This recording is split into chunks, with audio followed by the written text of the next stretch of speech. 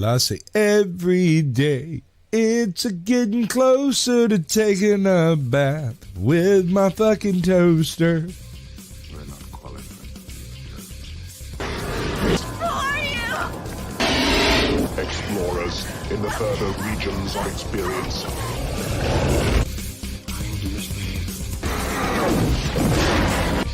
If you do not listen, Then the hell with you.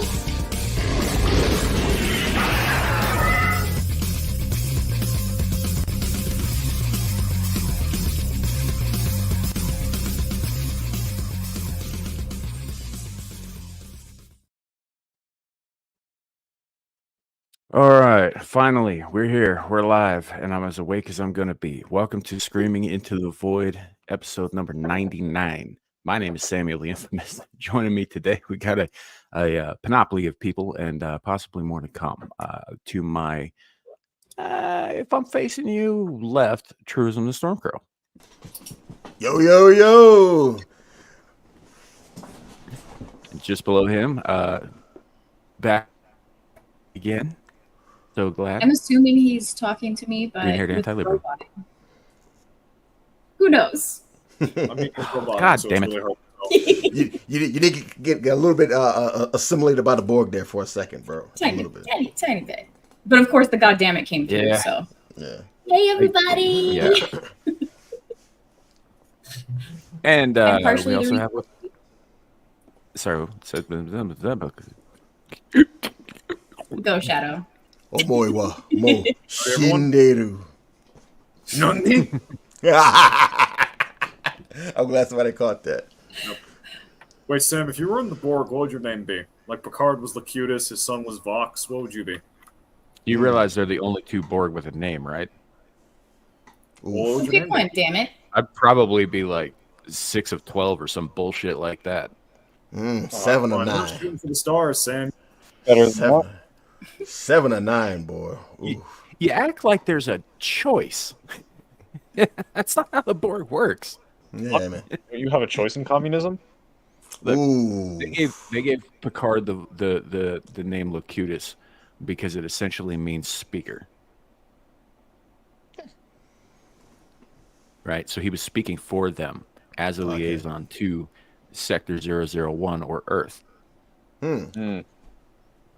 They gave his son Vox because it means voice, because they were no longer speaking, they were screaming. That's deep right there. I like that. Fun Star Trek facts for y'all. Yeah, I like that.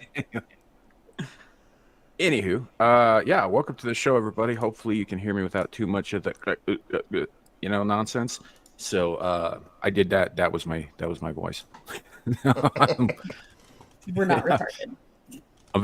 I'm tired. I've got like crap in my throat. And my eyes are barely open. And we're Barely here. stopping, We're ready to fucking go.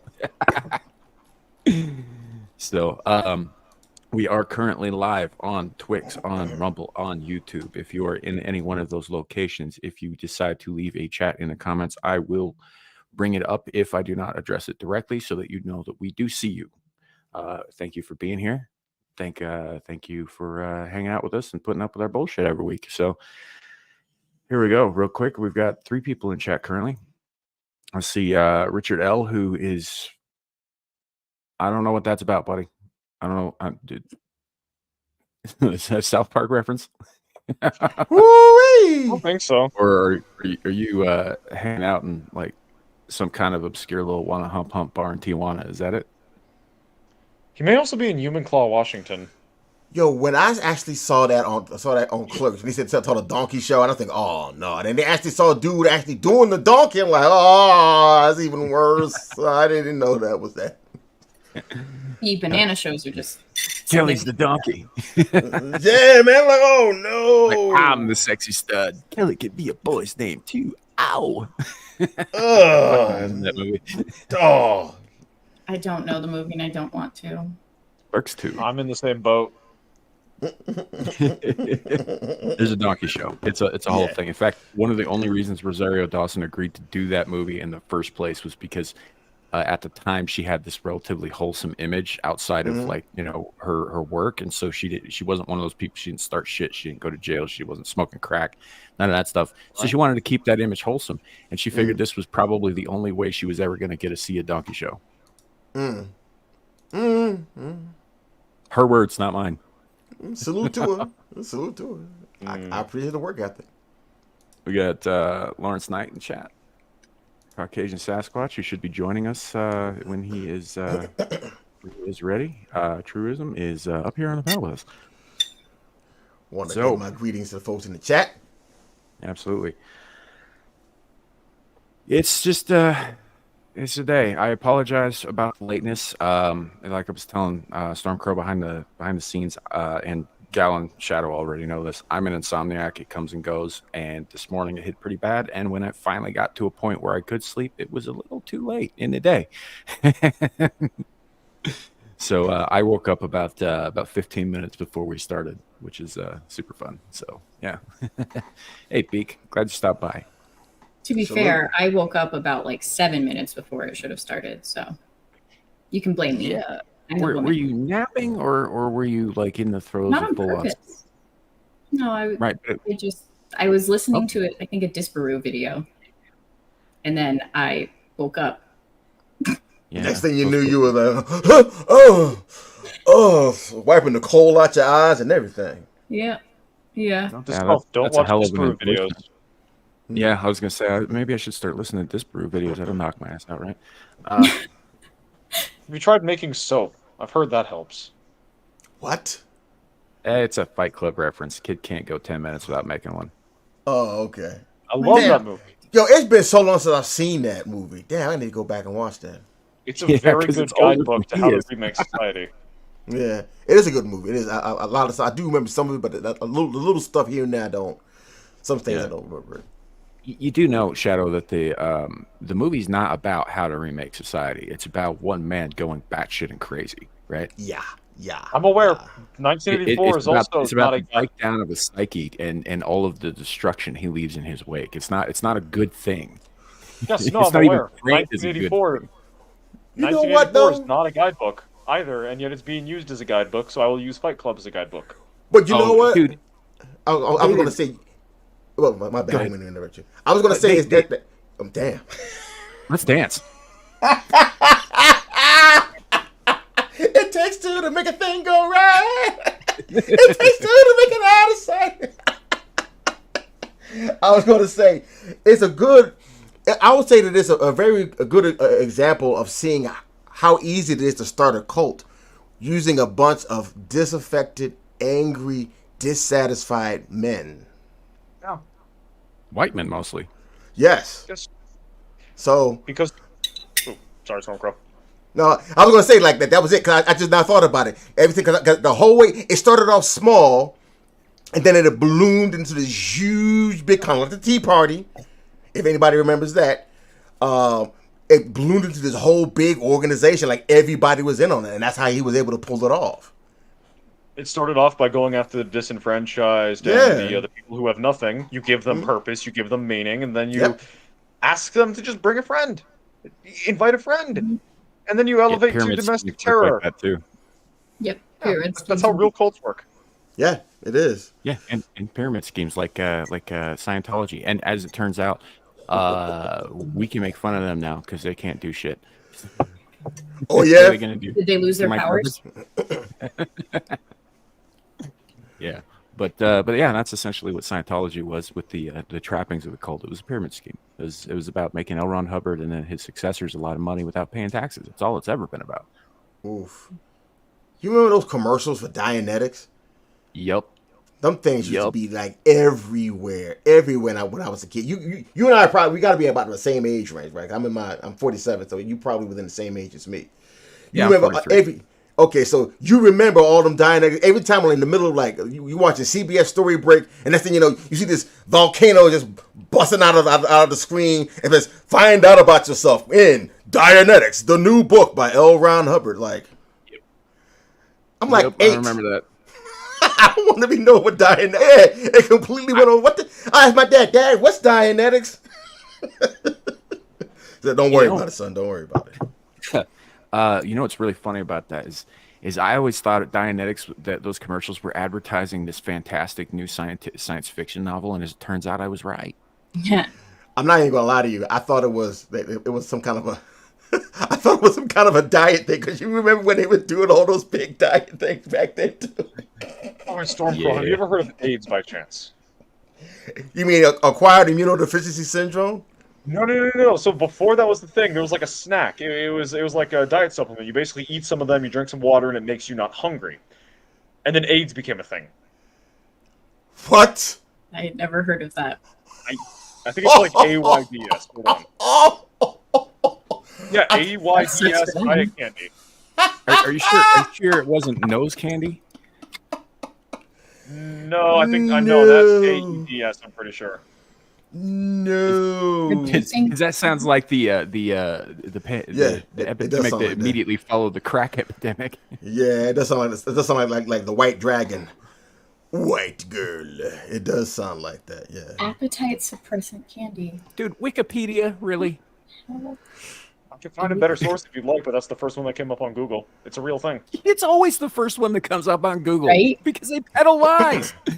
Okay, fine. I'll go to the second source. There. It won't open. Oof. Let me see. Snack history. AIDS. Rise and fall of popular thing. Here we go. Is that the media.com? Oh, okay. No. So, oh my gosh. Reducing. Oh. Yeesh. Snack history. I read that as crack history. Oh, the origins of AIDS can be traced back to the 1940s. Ah, okay. However, AIDS popularity began to decline rapidly in the 80s. That's when the whole thing with AIDS started turning up. And that's what it... Yeah, we could bring that up on screen here, maybe. Yeah. I am probably going to limit bringing things up on screen because I just do not trust my connection to hold up. But I mean, I can bring it up if you want. Bring it up on my, yeah. Either one of us can bring it up for you if you want it. Like, sorry for derailing the stream already, boys and girls. Nah, you're good. You're good. I'm half Or boys and awake, girls. so this is a good time to derail. Gotcha. Let's see. Here we go. Talking about unfortunate naming conventions. Get yourself a nice box of chocolate AIDS. Oof. It was propanolapine, whatever. Interesting. Yes, phenylpropanolamine. Oof. PPA was classified as a stimulant and was believed to reduce food cravings. The candy's marketing campaign touted its efficacy, promising consumers an easy path to their weight loss goals. Oh boy. Yeah, it's correct. It's speed. It's like, look, the thing about uppers, the thing about is in particular, things like meth or speed or cocaine is that they are in fact appetite suppressants as well. So yeah, if you're doing enough uppers, you're gonna lose weight because you ain't gonna be that hungry, or you're not gonna think you are anyway. Brother, what's that? What's that, brother? That used to be a whole thing when I was in high school. You know, there was these diet trends. There's always diet trends going around. Right? There's always like, well, if you eat this way or you don't eat that or whatever, you'll be fine. And at the time, there were a lot of girls saying, "Oh yeah, I found this great new diet," when what they found was meth. See, I was just gonna make a comment. I'm pretty sure the second AIDS would help with diet issues. yeah. As it turns out, a wasting disease does it too. Girl, that's dark. That's dark. Oh, I'm sorry. Was this supposed to be a happy, bubbly stream? But damn, bro. Full bore, you can schedule some chemo treatments too. That'll do it. According to Gal, the cure to obesity is unprotected gay sex, right? Yeah. It doesn't have to be gay. Talking about that, you heard about this weird fungal shit that they got going on now? Yeah. New York was the first case. Last night on gay butt fungus? What? It's not even as bad as they're saying that it is, but it's basically a super version of ringworm. It's easily treatable, but yeah, as far as we can tell, it's only happening in areas where a bunch of leather boys are parading their dicks around in the streets in front of kids. You mean like monkeypox? Oof. Except fungal, yeah, instead of viral. See, what's next? A bacterial version? That's why I'm so glad I do not live anywhere near Atlanta. Bro, this is why I'm glad I'm not gay, personally. Well, that too. That too, but I mean, but you're young and pretty. If you go to prison or you get adopted by a gay couple, you might end up with it too. You got a purty mouth. I only make that joke because during the whole monkeypox thing, which they're calling mpox now, because apparently monkeypox has something to do with black people, I guess. So that's racist. During that time, 3 children and a dog came down with it too, and there is only one way that happens. Yep. And you'll also notice that immediately after those stories came out, the entire thing was buried, and they have not spoken about it immediately. Yep. Wood chipper. Yep. Yeah. Do you not remember that, Shaq? No, I do. I'm just, expressing the opinion that the right to bear arms also applies to wood chippers. I have the right to a wood chipper. Hey, man. I got to get me one of those. Ooh, yeah, I think I do got to get me one of those. Now that I'm thinking about it. I got a whole bunch of wood on my property that needs to get chopped up. And you know what? I'm not going to say nothing else. That's a euphemism for something. I'm not going to say nothing else. I'm just thinking of it in terms of landscaping. Landscaping purposes. Landscaping. I do. Okay, that is the euphemism I was thinking of. That's okay, YouTube. YouTube. I have an acre and a half of property, so therefore, with a lot of trees, I have to deal with that on occasion. So clearly, obviously, indubitably. Yes. Yeah, but yeah, they're. Sorry, Sam. No, you're good. Go ahead.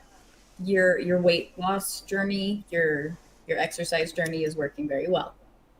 You look good. Crack would work thank better. You. Are you trying to lose weight? You trying to get cut? To join the Marine Corps, I need to be in better shape than I am. So, hey, salute to you. Semper Fi, fam. I feel you. Even though I advise against it in current times, even though it's, my branch. Yeah. Well, to quote a certain headless man from Game of Thrones, it's not serving if it's when it's easy or something to that effect. I'm not talking about the the modernization of our military right now, kid, is not advisable. Yeah, I know. It's less a lobotomization and more of a gelding, wouldn't you say? Oof. Oh, I said modernization, but lobotomization. It's the same thing, same difference. Yeah, gelding. Gelding is definitely correct. It's, I mean, I definitely wouldn't suggest it just for the simple fact of how everybody's out there. These dudes out here definitely out here trying to get into a war that they really do not want everybody else to get into. For real. We do not need to get into another war right now, especially with everything going on. Well, we're in 6 currently. I mean, my line of thinking, and I've told a bunch of other people this line of thinking is: do you want someone going in who expects it to be Call of Duty, which I don't, or worse, do you want it to be someone who is willing to turn a weapon on American citizens? I know what I'm getting into, and I'm not going to. Well, I'm not consciously willing to. So that's my line of thinking. Who knows? In 10 years, I may be proven wrong. I don't know. You know what's going to happen. Could be good for you, though. Could be. Sure. But I have this horrifying vision of Shadow on the front lines, right? And he's running in there with the Marines, and as it turns out, that their whole mission, which they were not told, was simply to distract the operators of the enemy surface-to-air shit, so that the drones could come in and bomb the entire region, including them. Yeah. Those are the things I think about. And you have a good head on your shoulders. Make sure you keep it. You're a dude. The Marines are first in, last out for a reason. And you get treated like shit, and you get treated like fodder. Even more so as a dude. Like, I tried to volunteer to be deployed one time. I was skipped over. I'm also 5'0", so I don't blame them for these things. At the time, we couldn't be in combat, and I still don't think we advantage. What? What'd you say, Sam? It said she's got the odd job advantage. You guys remember GoldenEye? Yeah. I don't Everybody's recognize that. firing at head height, but it goes right over her. She's fine. Just keep your head about you. Don't volunteer unless you have to. Okay? Gotcha. And Thank you, Go. like I said, like, you're a smart kid. Sit back, pay attention, keep your head. Okay? Yeah. Because I Thank you. feel like no matter what I say, it's not going to stop you. So I mean, both my parents telling me not to isn't really stopping me. So there's, And Yeah, just about every veteran that you met online. yeah. about half actually. Yeah. And see, it was a different time. It was 12 years ago for me when I got out.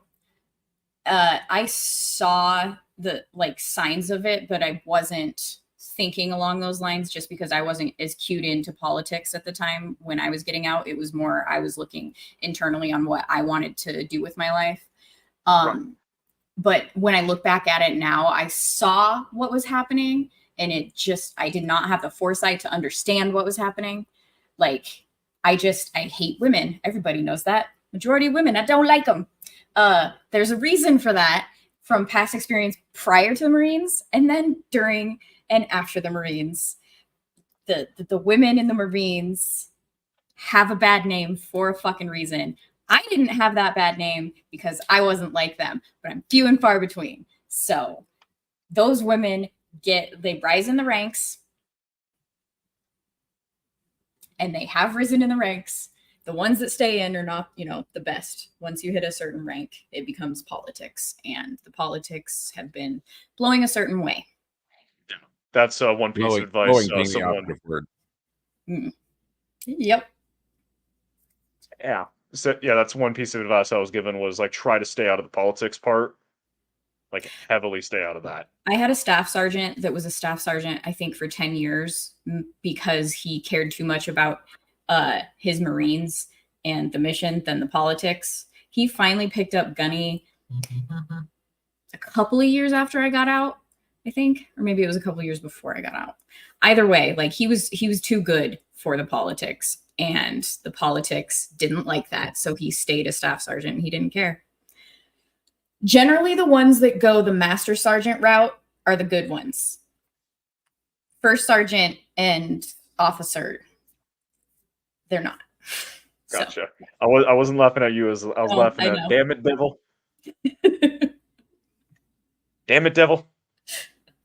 That look who's in chat lurking and talking shit. You were 10 when that was repealed. I'm just saying. Yes. It was repealed when I was in. Yeah. Yeah. So they it was instituted when I was your age. little before I was. See, if I got psyched back then about it, then there would have probably been some issues going on at home. It's true. Hi, Devil. Pretty well, man. Yeah, howdy, buddy. You calling me? Wait, me or Gal? I'm pretty sure that's directed towards me. I've been called a lesbian before as a double insult, so look, I would not be surprised. I'm not gonna lie, kid. You do kind of look like the butch side of an arrangement like that. Damn, man, come on, bro. It's the haircut and the baby face. It's the haircut and the baby face. Yeah. I would say grow a beard, but you're not going to be allowed to have it. It's not as bad as you think. I'm saying that butch lesbians look like boys. Right. It's more an insult to the. I can't say the word. I don't think. Yeah, because because you talking about you dealing with some man face mammies. They're looking like him. Yeah, they probably run a U-Haul business on the side. It's the whole thing. Big facts. I'm a terrible person. Yeah, we're all great people here besides you, Sam.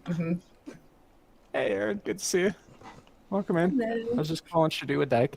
Earlier, but it's your channel, and I don't know. See, I was going to say a bull dyke. More specific. Yeah, that's fair. That's fair. It always makes me think of the story of the little Dutch boy.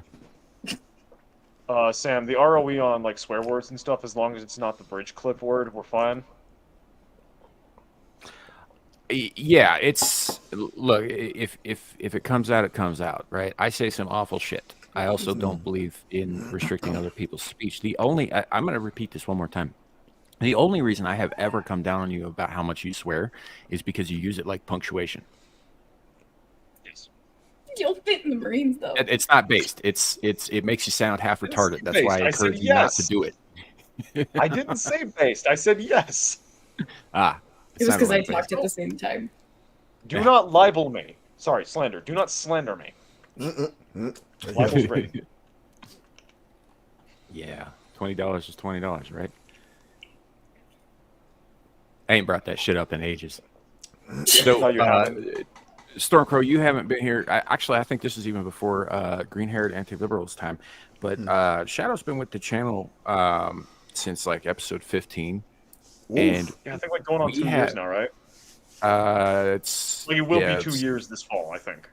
Yeah. So anyway, we used to kind of make fun of like how pretty he was and like maybe put him out on a street corner to earn us some motherfucking money, you know, kind of thing. And no, okay, that's not how it started.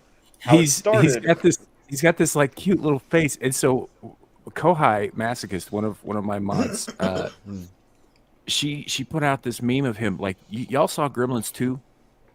Oh no! No! Goes after so she put his face on that. How the hell he did? On a street corner. Making some motherfucking money. Ooh. Oh Lord have mercy! Almost had me spit my milk out. What's going on, Caucasian? The reason he's saying that, Sam. I'm having a sneezing fit. I'll be back. Hey, Squatch. Yeah, no, McCracken, like I said in chat, my old account got orbital striked. This time was not my fault. It was just bots not understanding tone and new ones in the chat. That's not a bad job, actually. That kind of fits a little bit. I feel a little insulted. No, but it looks like it's not Game of Thrones. Look, it's Game of Thrones. Like that. I know it's Gal, but like, what is her face superimposed over? That's the acolyte. It's one of the. Oh no, my bad. Sorry about that. Yeah, okay, my bad. I automatically retract that. My bad. I thought it was Daenerys Targaryen. My bad. No. I was thinking Galadriel. Ooh. And the reason that this is exceptionally insulting is I forgot to bring it up on Ballbusters last night. This character's haircut pisses me the hell off. That it's supposed to be a girl, as far as I'm aware, and the haircut is like a boy's very shaggy needs a haircut in the back, and then she's got this one like fucking strip of a braid over her shoulder. They're trying to make everything androgynous. The thing is like the Padawan thing. Yeah. That's fine, but the back is just cut retarded, like it's a boy from behind. And they're trying to make everything either androgynous. Yeah. Well, Disney did not like Gal insulting their barbershops. No, that was Sam. Sam decided to flex his infinite might. I like my women built like women, damn it. I want my woman with curves, nigga. I want curves. I like my women like I like my coffee, hot, sweet, and creamy. So, moving on. Totally hit the wrong button. That was cool. It was a good time to drop off. Self-deletion? Doggone, girl. Shush. Don't do it. Don't do it. You got too much to live for. Oh, man. Yeah. We're going to welcome in some people. Jacob Gallo, good to see you. Release some McCracken. It's been a minute, man. How you doing? Good to see you. Appreciate the memes. Yeah. Oh, shit. Gal's back. Hey, Gal, how you doing? How you been? I brought something for you. Oh, yeah? Good. You want to see it?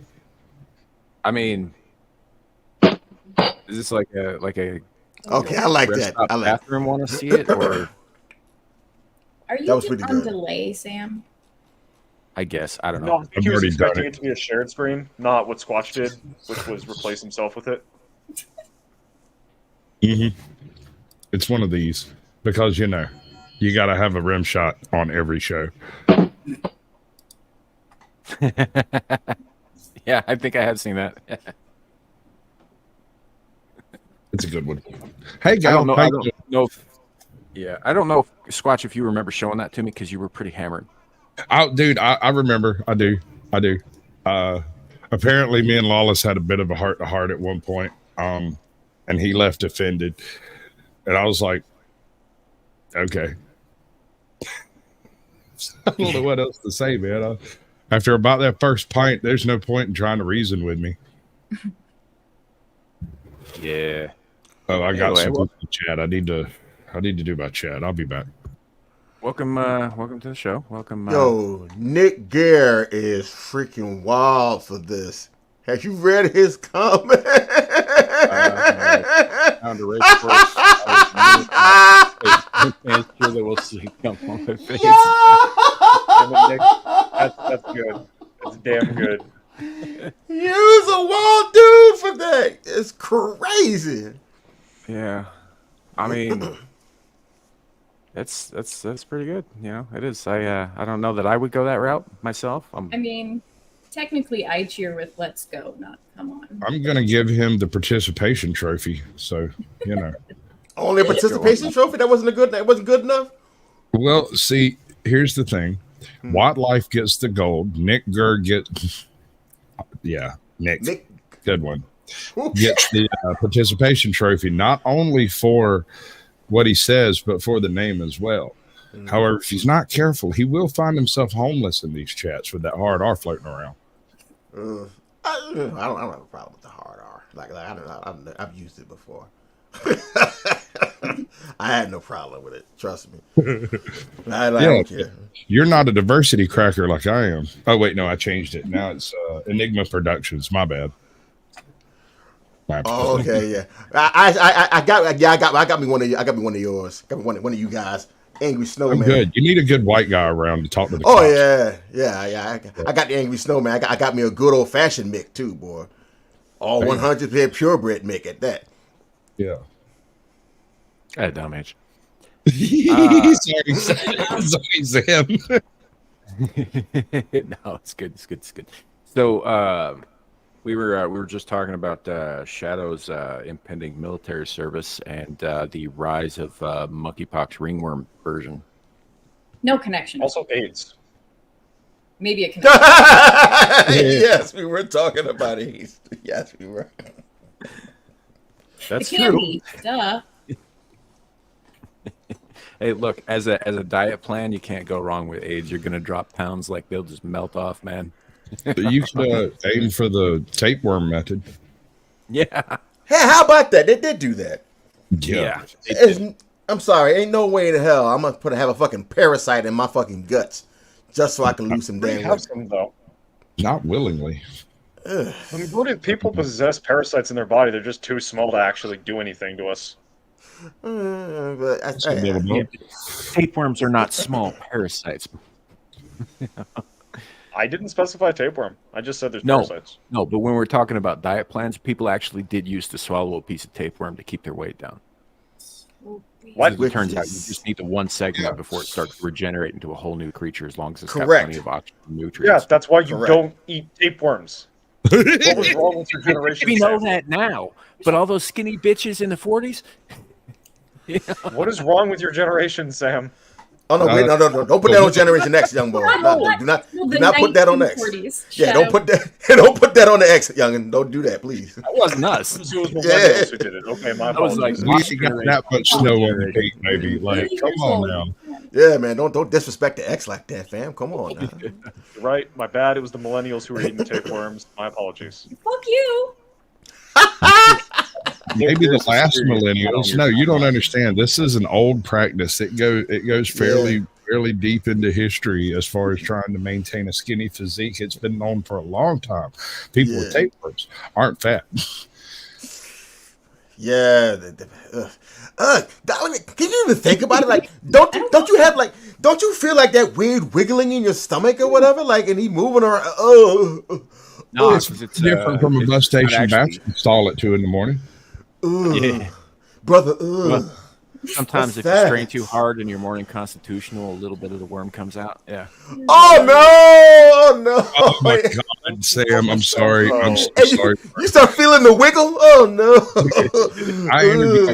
Have you come across? What's that? What's that, my brother? Have you come across the vegan patriot video of her dog pooping on the groceries she was delivering? What? I have not. I don't want to show it. I'm not going to go get it. But this woman was live streaming herself delivering groceries, and her dog pooped a tapeworm out onto the bag of the groceries, and then she comes out and just flicks it off on the back of the seat and carries them into the person. And, dude, bro, no.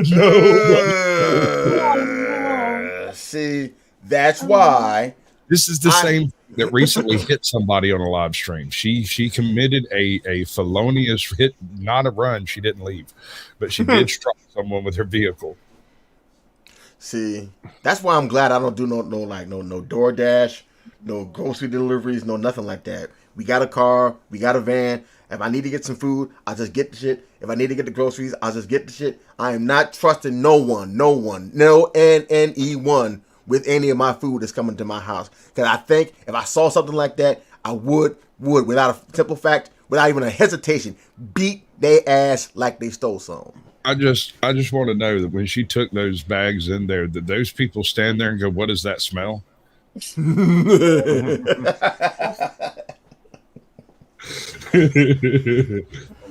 I would hold on. You get actually Devil Dog gets the third slot, and that's the bronze trophy. Congratulations, I guess. I don't know. Will a tapeworm get rid of my diabetes? Eventually, it will get rid of everything. Get rid of everything. Yeah, I'm not too worried about tapeworms in my Taco Bell because I shit fire and it'll kill anything. So I drink enough to sterilize. You Dylon, because you shit hot fire. That's what you're saying.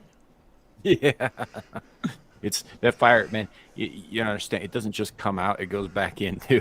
It's like fire. There's nothing surviving that. I Backdraft. Wow. Like backdraft. Ain't no backdraft. That sounds like a hell of a name of either a good thrash metal band. Yeah, ain't no, good. Thank you. We ain't no backdraft. We love y'all. Good night. Cleveland, are you ready? Give it up for Ain't No Backdraft. Woo! This is the third or fourth time since we started almost 40 minutes ago, I think, where we brought up anal stuff. This might be more about him than me, though. Yeah. Are you glad you're back, Cal? Yeah. Let's go with that. Are we better or worse than your Friday night show, Gal? I plead the fifth. Yeah, no, that would assume she has some level of discernment. Wow. Oh no. That's It's more that she actually has work to do on that show. So. Yeah, this one's more of a this is a reprieve from the work of wrangling retards. Oof. Yeah. Wait, who's wrangling us then? Well, nobody's wrangling us, man. That's why it's fun. Yeah. Well, we made it this far. By all means, I should be doing that. And occasionally I will if it becomes necessary, but most of the time I just let shit happen, and here we are. Hey man, look, Zapanaru is Zapanaru. You gotta let it be what it be, man. That's how you get the best content. Good callback, Beak. Anal railguns. That's pretty good. Still good. So a while back in the lore of the channel, we kind of got this whole thing about anal railguns, and essentially what it was from a story that we read about this guy who went to get an MRI, and he had a butt plug in, and the company that sold him the butt plug claimed that the whole thing was made of like non-metallic materials, and as it turns out, it had like an iron core, and so the MRI machine pulled the butt plug from his butthole into his chest cavity. And a railgun is essentially a magnetically propelled projectile. That's pretty much what that Oh, Blue Castle, you're back. I had nothing to do with this, Lou. Not a damn thing. What? Oh! What? I don't understand how she has such a knack for this. I don't know either. It's so weird. I mean, it's just like a mirror appearing for when Sam or Larry says something that deserves them of a beating. I guess. Yeah. Luke Astley should be joining us next week for the 100th episode, so that will be fun. That almost took me out. Y'all almost took me out with that one. This happened. This was not something we made up. We had. Why would you go to it? The demon memers sent us like X-rays and stuff. Yeah, we saw all of it. I mean, Gal, the better question is not just why would you go to an MRI with a butt plug in, but why would you have a butt plug in to begin with? In the first place, man. Especially if you're a guy, because wasn't it a guy, Sam? You would be surprised at how many men walk around on the daily with a butt plug in. God, that's never mind. I'm not gonna say it. Yeah, no, don't ask Gal. He's got No, it wasn't a question. It was a comment. But y'all don't need to hear he's got the down low on his local town's tendencies. Yeah, a lot of women do too. But talking about down low, yeah, man. Oof. Men will do that quite frequently. I mean, just from the area that I live in, which is not a particularly large demographic. As y'all know, my sister runs a novelty toy shop, and the number one purchaser links in the description of things like butt plugs, cocktails, and that sort of thing are generally men who are not seeing anyone. Brother.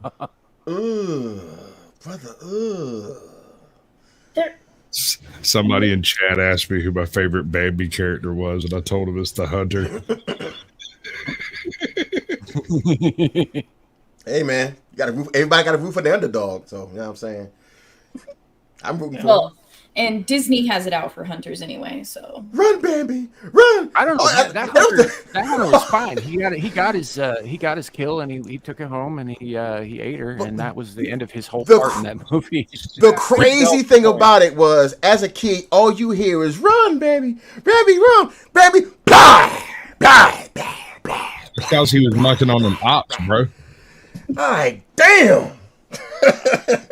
And to Gal's point, I do agree. Disney does, in fact, portray individuals who hunt as just bad people, which I think is like the hunter in Bambi. He's just feeding his family.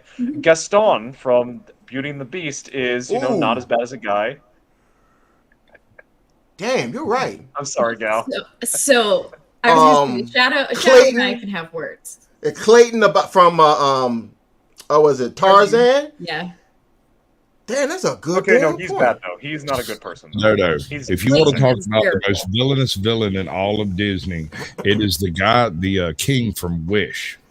After he reads that book, his soul is possessed by a literal demon, and he does evil things because they're evil and not to forward his dastardly plans. Yeah, I didn't. As soon as I saw the person of color, the POC with the half shaved lesbo cut, I'm not taking my kids to see that. I'm not. I bet you didn't make it far through Fallout either, did you? Huh? I bet you didn't make it far through Fallout either, did you? I didn't even see Fallout. Didn't watch that either. Dude, hey, if you can get past that one transgender at the beginning, it's actually a decent show. But you just got to persevere, brother. Persevere. I had some issues with the show myself, but it was okay. It was watchable. It was a very good adaptation of Fallout. I don't understand why Todd Howard decided to make it canon to the timeline because it fucks up a lot of shit. Well, ego. Money makes you do a lot of crazy things. So does Fallout 3 and 4. Yeah, I would agree. I would definitely agree to that. Like Fallout doesn't have like the cleanest timeline, dude. It didn't have it before this. But 3 and 4 didn't justify killing innocent ghouls on sight, whereas as presented in the Fallout TV show, it is a moral good to just kill someone for looking different than you. because they will eat your children. All right. So I don't know if you're familiar, but about 10 years ago, there was a studio out of Arizona somewhere, I think, who put together a Fallout web series. And the name of it is Nuka Break. And it is the most dedicated group I have seen that is completely faithful to the original lore and utilizes a previously only mentioned vault for the Soul Survivor. He's the one. He comes from the vault where all the fast food franchises sponsored the vault, and so everything in the vault produced food, made food. And everybody was fat. And he was picked on for being the little guy, and then he gets out, and everybody picks on him for being fat. It's great, dude. It's great. That's hilarious. Have I seen that? That sounds familiar. It was something familiar. I looked it up and it's a different. I was thinking of a different Fallout series a fan Fallout series that I'd seen, but no, that looks like it'll be something that's on my watch list. Thanks, Squatch. It's really good, dude. Drop it in your watch list. Check it out when you get a few minutes, and you'll be hooked immediately. It's great. His only desire on Earth is to find a cold Nuka-Cola. The vault he came from had unlimited Nuka-Cola, and they kicked him out to go get a water chip. So he's essentially doing the Woody Harrelson arc from Zombieland. All he wants is a Twinkie. Yeah, no, he is. I still don't know why I did not see that movie. I need to go see that sometimes. Oh, Zombieland? Oh, it's a good movie. Yeah, dude, it's fun. He has all of the rules. Yeah, cardio, and check bathroom stalls real good. Yeah, wear your seatbelts. Double tap. Always double tap. Always double tap. You always got to double tap. It's worth the extra bullet just in case. I mean, even in the real world. Yeah. Yeah. You never know when the zombie apocalypse is going to start, so you just go ahead and double tap them.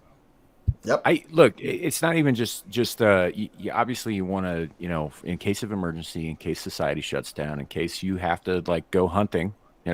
It's not a bad idea to stock up on ammunition. It's not a bad idea to have some readily available and maintained firearms at all times.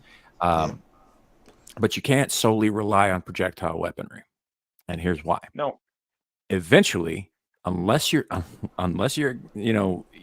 versed in how to make new ammunition, which most people aren't, you're going to run out. Eventually, that's one thing this series handles well is they've got people out called bullet pickers who sift the sand around a bullet manufacturing plant to go find bullets and sell them for caps. Oh, sure. It's great, dude. It's great. Sure. There's a guy in The Walking Dead who is basically, after his bullshit story arc happens, his sole purpose really is just to manufacture ammunition, or remanufacture it rather. And all that. No, that's all well and good. What I'm getting at is that the individual person is not necessarily going to have access to that at all times. Yeah. So what you need to do is have a backup piece, right? Something that pierces skulls. For myself, I have a hand axe with a helmet spike. Oof. I was gonna say if he could say something that pierces skulls in the hand, he got to be an axe. Axe is gonna be the first thing he says. Yeah. Also, you can use a hand axe for all kinds of shit. You can dig latrines with it. You can, chop firewood with it. My wife got me one. Plus, I got one. I can not only pierce the skulls of marauding zombies, but also 14th century French warriors. Yeah. Should you ever go through an Evil Dead situation? That's what you're getting ready for. Well, I mean, any kind of emergency situation where society stopped being a thing, right? Like my dad. Has always been like, son, you need more guns. And I picked up some of my other stuff, like the axe, and I looked at him and I was like, you know what this doesn't do, Dad? Run out of ammo. Yeah. The only time we run out of ammo when you get tired. When your arm get tired swinging, that's when it stops doing. I keep a brick around too for the same reason. Just a red brick. I just keep a red brick around for the same reason. A red brick. I call it my problem-solving implement because it solves problems. I use a hammer. Facts. Okay, yeah. So my wife got me this outdoor survival kit. It got the shovel, the foldable shovel, and I have this small little axe with it. I got to sharpen it. But yeah, this is definitely They have the little hammer on the back of it too. So yeah, it'll definitely do some damage if I really want to get into a I got a zombie land tactical situation. sport. I have a tactical sport somewhere. A tactical sport. Yes, sir. I think it's dangerous, man. Yeah, I can't believe it. No, it's for real. Like, it's a sport. It's made of steel, and it has a handle that is razor sharp. You shave with it. Damn, really? Where'd you get a tactical sport from? I found it on Amazon or something, and my wife bought me 2 of them, and I gave a buddy of mine one of them, and the other one is probably still sitting in the packaging on the display shelf in there. Comes with a rape whistle. No, the hell it does. No, the hell. Look, when you get it, it has a blade with the rape whistle on it, and the handle is the rape whistle. You have to pull the whistle off, and then the handle is the spork end. So, question about the whistle. Yeah. They're not watch. Does it deter rapists? Does it call for help, or does it attract more rapists? I mean, like, if you hear a rape whistle, do you go help the rapist or the victim? Is my question. That would be your determination, sir. Okay, gotcha. I mean, if you get one of those real high pitched ones that could summon attack dogs. Dogs are good. Dogs are very good. Yeah, dogs are very good. Yeah. Unlike cats, dogs are not bastards. Are you just testing to see if Gal's still here? You know, I got a whole. I'm not gonna lie. I got a whole yard full of cats, and you know they're all right. They're okay. Personally, yeah, they go pretty good with that dim sum young. But then, see, I'm not. You trying to say if push come to shove? I mean, I don't know, man. I don't know. I mean, I may be, but yeah, I don't know. I like dogs better. Dogs are much better. I would say dogs are much better people, but dogs are much better people.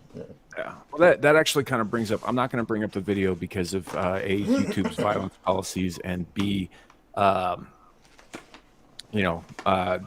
a pain in the dick right now. But there was a video released earlier a couple days ago of a man who had his Glock trained on a mountain lion that was staring him down. And you don't actually see the shot happen on camera, but you do see the aftermath. The cat got shot through the face. The man says that the cat lunged at him. The distance between them was probably 15 feet at most, right? So, I mean, for a cat that size, that's a single leap. Yeah. So I don't know. There are some. The video itself is a little sketchy in terms of exactly whether I believe that the guy believed that he was in danger, and he probably absolutely was. This is a thing that a lot of these green freaks out there are like, oh, you killed an innocent animal. I was like, hey, an innocent animal was gonna fucking kill me. And, well, how do you know it was gonna do that? It wasn't moving. I was like, hey, you obviously don't know the first fucking thing about big cats, but at all. But the debate going around was whether or not he was justified in killing it, or if he should have fired a warning shot off target first. No, there's no such thing as a warning shot. A warning shot in most states is reckless discharge of a firearm. That is a charge you will take home with you if you fire before you start shooting people. Well, and in some states like Colorado, for example, if you shoot a mountain lion, if you either warning shot or not warning shot, if you do a warning shot or you just kill the animal, either way, you're going to be in legal trouble.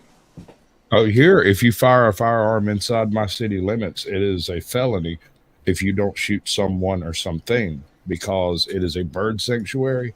And if you're not shooting a specific person, essentially, some threat, then it's felonious. Wait, so if you're a really bad shot and you're trying to shoot someone who broke into your house, you're going to get arrested. You are trying to shoot them then. That is an attempt at self-defense, and that's not felonious. But if you say just start firing off rounds in the air trying to scare somebody away, every bullet is a felony charge.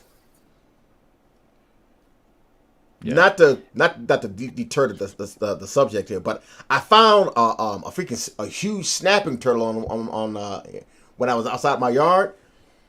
And because my property is right next to a farmer's field, and I was like, what the hell is this? And I picked it up, And I brought it in. I was like, "Hey, what? Look at this! Look at what I found!" And my wife was like, "No! It can bite your hand. Oh, it can bite my. Oh, let me just take it back on our side."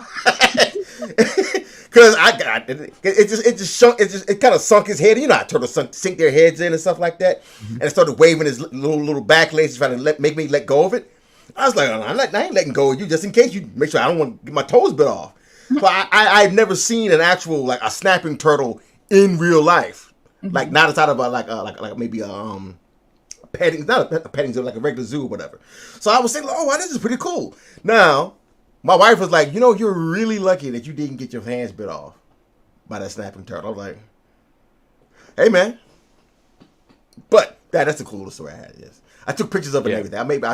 I'll show it to you guys on the group. I've actually got a turtle story as well.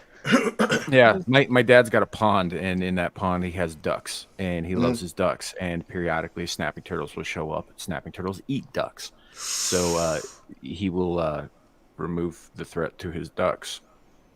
So as much as I could say about that legally, because they're also like a protected species. Snapping turtles are. Oh yeah, okay. So yeah, he just took them off the land. That makes sense. Yeah. Yep. It was a female, by the way. So, Ben T, I did grab it. I tried to grab it by the tail, and when I grabbed it by the tail, it really got aggressive. I think it was a she. She really got aggressive. So like, yeah. So I just let it go. I need to do it right. I'm sorry. Hello, Dave. Hi, Dave. Hi, Dave. Hi, Dave. Hello, David, my old friend. I'm afraid I cannot do that for you. I've come and talked to you again. Yeah, but this dude who he filmed a thing with one hand, so he only had his piece in the other hand, and there was some debate as to like whether or not he did the right thing and all that. So I personally believe that he did, because I've lived in and around mountain lions my whole life. You do not give them a fucking inch in terms of benefit of the doubt, because if they're looking at you and they're not acted panicked, that means they plan to kill you the second they get the opportunity to. Yep. You know. So yeah, you don't fuck around with them. Plus, there's some good eating. I'm a big cat, but I also legally can't endorse that. But anyway, so this guy he shoots the cat in the face, and he shows us where he shot it at. It was just below the left eye, and all that. But and the death throes were caught on camera. He was flopping around a little bit. Wasn't making any noise or anything like that, which is what leads me to believe that it wasn't. That was more of a nervous system shutdown reaction than anything else. But there are other people going on there. It's like, you were letting him suffer. I was like, I don't think that you guys watch too many movies. It's not always instant. Right. I was like, even if he plugged him a second time, right? If the brain is already shut down and the rest of the nervous system is fritzing out because of it, shooting him a second time is not going to fucking change that. Yep. Yeah, no, like personal anecdote, we had to kill some rats the other day because they keep eating stuff on our back porch. And we found one of them. It was like, dying of the neurotoxin. My dad decides to put it out of its misery. So we lined it up, and we only have like an axe to humanely kill it. So cut it in half. It's still twitching. It's still moving, even though it's been, cut in half, because the nervous system is still uppity. Maybe people who haven't dealt with animals dying shouldn't comment on animals dying. Just a thought. You expect people to know things about what they pearl clutch over? Are you kidding me? Objectively. And yes, I'm a I think they're kidding you. They know better than to expect any of these weirdos out there to actually do any form of research beyond where the next Starbucks is. No, it's all knee-jerk reaction in the moment. And to be honest, I've done it too. Yeah. It's like, y'all see the guy who went to a Zoom meeting on his suspended license? That was top tier. There are more updates to this story. So he told a news organization that he had a license, that he was actually there getting it reinstated, and so his license is his. But it turns out he's actually a sovereign citizen and has never actually had a license. Oh, yeah, I remember this guy. To be fair, the only reason I know anything about sovereign citizens is my good friend Amira, who seems to find that shit hilarious. I personally think it's stupid as fuck, so I don't watch those videos on my own, but I do watch them on her behalf. So, come on, what was his name? Daryl Brooks. Darrell Brooks is a different guy. He tried to defend himself. Yeah, he tried to defend himself in court by basically screaming down the judge. He was also the guy who drove the parade, the vehicle through the parade, and killed a bunch of kids. So yeah, I wasn't saying they were the same person. By the way, I was commenting. No, that vehicle went wild on its own and killed people without his consent. Yep. Yeah. Remember, in that instance, it was the individual who was disturbed. It wasn't the He also tool. said that they weren't people because they were white. Oh no, he did not. Oh no, he did not. He did. Like right to the judge's face. Yeah. Oh, oof, oof. That he didn't understand why all the hubbub was going on. That there shouldn't be any charges. Because he didn't do anything wrong. He was killing an endangered species though, because there's only 8% of the human population worldwide is white, so that's endangered species levels, right? All right, you run with that one, big bro, and I'll stand behind you and watch them stone you to death. So you okay? I'm not going to say, man. You really want to go for a protected species? Damn. Let me put it in perspective for you, kids. So people who think like this generally don't think in terms of protected species. They think in terms of they've almost won the war against the infesting vermin. Yeah.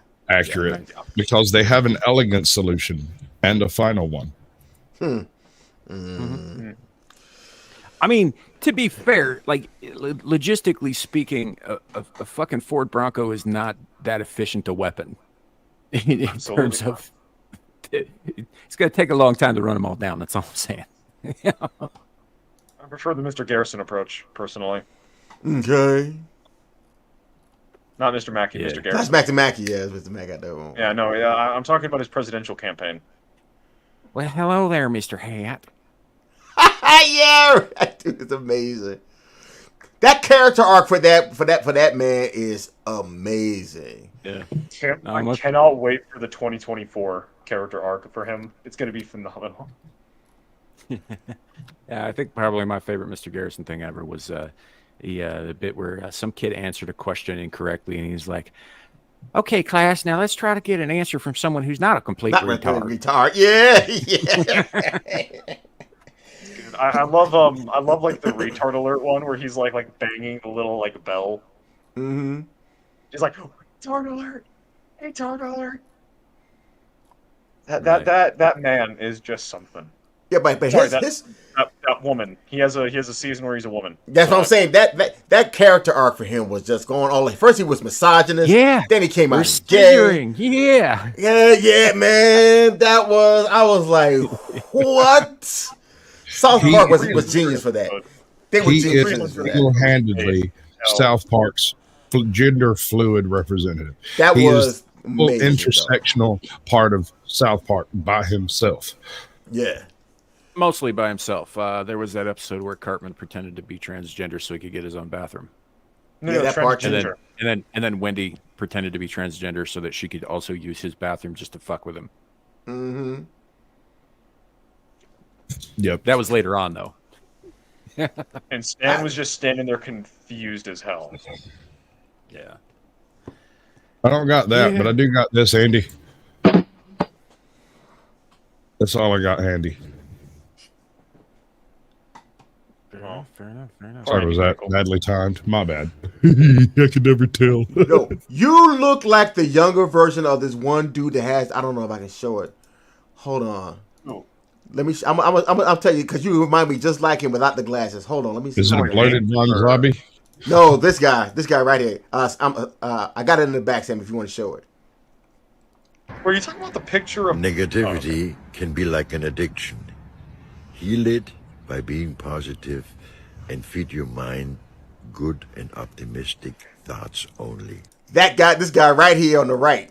You look like a younger version of it. You shaved the beard, put the glasses on. Especially when I saw you smile, like that's exactly who you remind me of. Kind of sounds like him too. A little bit, don't he? Huh? Damn, I've been busted. Bug out. Leave the scene. Wipe it down. Everybody He looks out. like you. He talks like you. He de-escalates a situation like you. He sounds like you. Is that just you in blackface? Wait, no. Is that your dad? Oh no. My father is far more strict than that. You wouldn't get anything out of him but a stare at the camera. Damn. Gotcha. Somebody's less scary, brother. I see that. My pops, when he was younger, looked just like Charles Manson. Who the fuck is Charles Manson? Oh, okay. Did you seriously say that, kid? Let me. Dude, I'm going to come to his house and tattoo Charlie's name on his butt. Yeah, he died add Charlie's scar on his forehead to the kid as well. Yeah, well, let me just. I got the bat signal. The crow signal came up.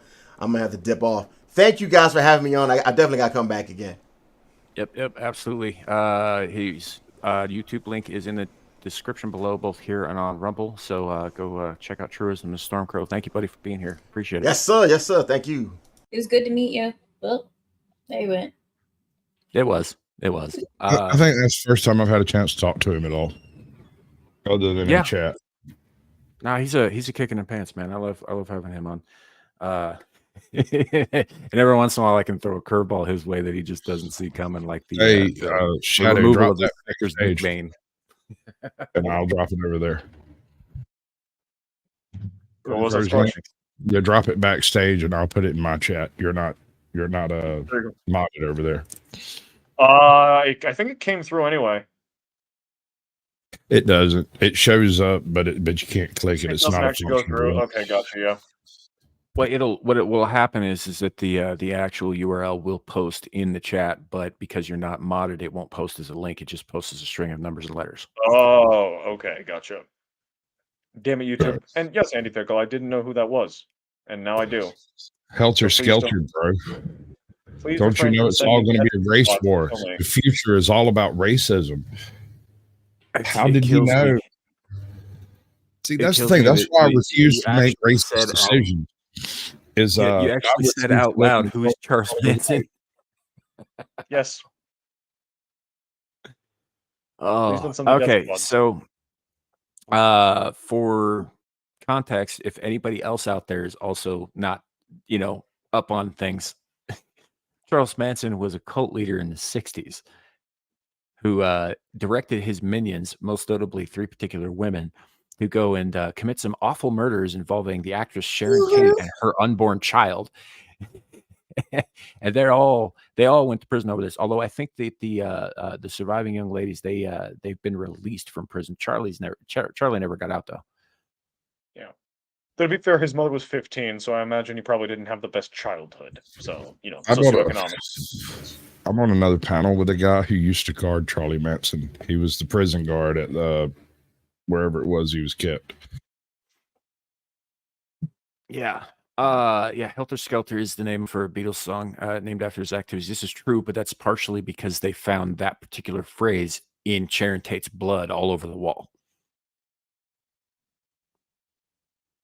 Yeah, it was. Bro, America before 2010 was fucking wild. And you have no idea, bro. You know how we used to get pictures of your mom? In the mail. There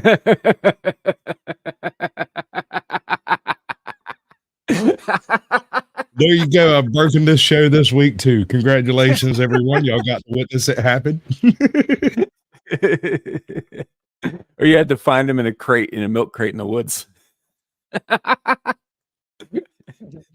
Devil, you give me like almost no credit. Come on, man. I would make one. Let's be real. I would make one. I don't know. I'm kind of siding with Devil on this one.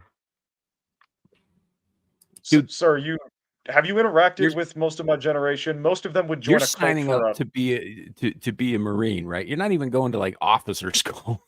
You're just gonna be on the front fucking lines. You're definitely a cult potential. You know what you're Gal, it's not a cult, right? Gal, the Marines aren't a cult, right? Gal, right? You know what your drill instruction is gonna be? Is standing out being the target for the army to train. I can't answer that. It's your boot camp. With the budget situation that I've heard as it is, that's probably not too far from the truth, Squatch. I hope I'm bulletproof. That'd be nice. Or at least bullet resistant. You're not. Damn it, gal. Yeah, just don't test that ever. Yeah, I won't do what that one guy did and decide to use a textbook and see if it can stop, like, what was it, a 44 No, or it was something? a dictionary. He used a dictionary. It was a really thick Use the dictionary to try to stop a 44. In his defense, he had previously tested it on a stack of books. But if you go and look at the big dictionaries, they're made of different paper. They're made of like that really thin rice paper. And so he went and got a book that was as thick as the books that had stopped the other bullet, but he didn't know anything about bullets. And so one was a 38 special and the other one was a 357 or whatever. It was a light load versus a heavy load. One was a hollow point, one was a full metal jacket, and he didn't know the difference. And so the hollow point got stopped halfway through a couple of the books. The full metal jacket blew a hole straight through the other side of him, through the engine block of the car behind him, through the house behind that, through a tree across the street over yonder, 3 kids down the road, and a fucking dog on somebody's porch over yonder. Damn, that's a high caliber round. Did you ever happen to see a movie called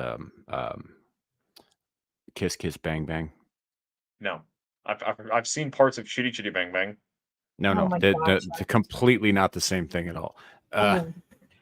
Chitty Chitty Bang Bang is for kids. Or Chitty Bang Bang, rather. It's not Just shitty. It's chitty. No, stop this. Chitty. This is all confusing. Go back to Kiss Kiss Bang Bang and start over. Okay, Kiss Kiss Bang Bang. Sorry, I apologize. Have you guys seen Kiss Kiss Bang Bang? Yes. No. Okay. So there is a scene where one of the characters gets shot in the chest, right? The bullet had passed through somebody else and into him. And then they pull out, he had in his breast pocket, he had a book. He had a little pulp paperback, right? And they pulled that out and it's like, oh, cool, it stopped the bullet. And then they stuck their finger all the way through the book. And he's like, oh, no, it didn't. And then he collapses. I got one. This is actual happened to be in real life. Like I witnessed with mine own eyes. I saw this, right? So a buddy of mine had a 50 caliber black powder rifle and he had it down and my best friend had been dying to shoot it. And so when dude went to work, my buddy calls me up. It's like, hey, drop me off over here. I didn't know dude was at work. He goes and breaks into the dude's house, gets his black powder rifle, and then we sit and shoot bricks on the hillside over there for like 4 hours. About time for the dude to come home.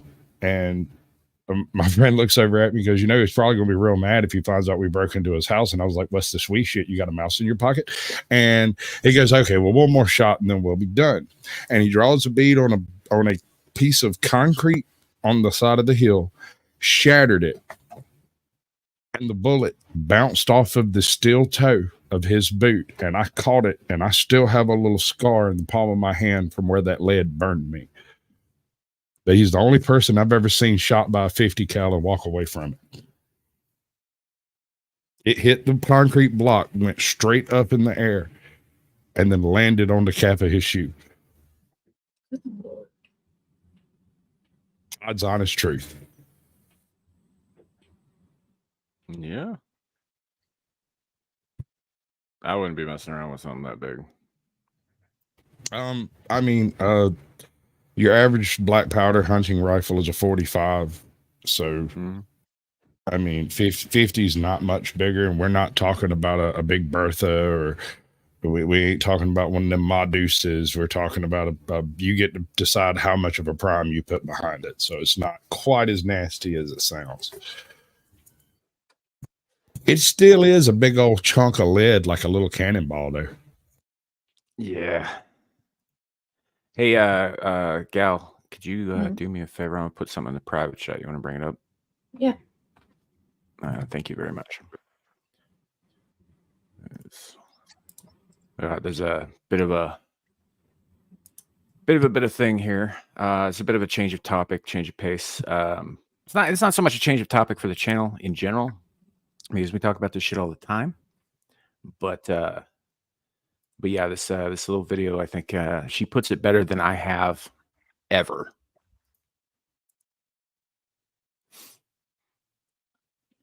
Goal is to eradicate humanity as we know it.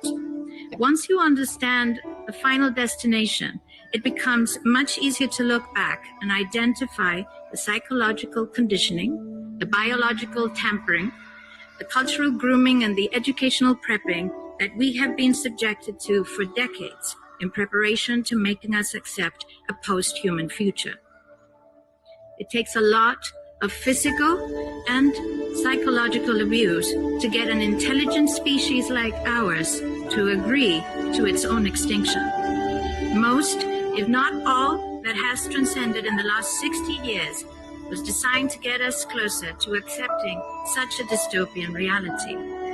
Whether you care to accept it or not, we live in a hyper-controlled matrix where our perception of reality is meticulously planned, managed, and executed in order to control and steer us in whichever direction they wish. And the direction is a post-human world. For this, they first needed to destabilize, dehumanize, and demoralize humanity through every means possible. The destruction of the nuclear family, children being indoctrinated by the state, abortion, the eradication of God and spirituality from education, life in mega cities and away from nature, toxic food, air and water, social media, replacing real human connection and interaction, engineered financial crisis and taxation, endless wars and massive migration, stress, anxiety, depression, drugs and alcohol, constant fear-mongering, moral relativism as the new religion. And I could go on and on about how humanity has been influenced and forced to move away from all the things that give us strength, security, purpose, and meaning. A weak, immoral, disconnected, ignorant, and unhealthy population is an easy target for the next stage, the creation of an entire generation of androgynous beings. Masculinity is under attack psychologically, culturally, and biologically. Women are being replaced in sports, entertainment, and politics by men pretending to be women. And children are being indoctrinated at school to think that gender is a choice. The transgender movement is not a grassroots movement. It comes from the top. It has nothing to do with people's freedom of expression, sexuality, or civil rights. It's an evil psyop with a clear agenda to get us closer to transhumanism by making us question the most fundamental notion of human identity, our gender.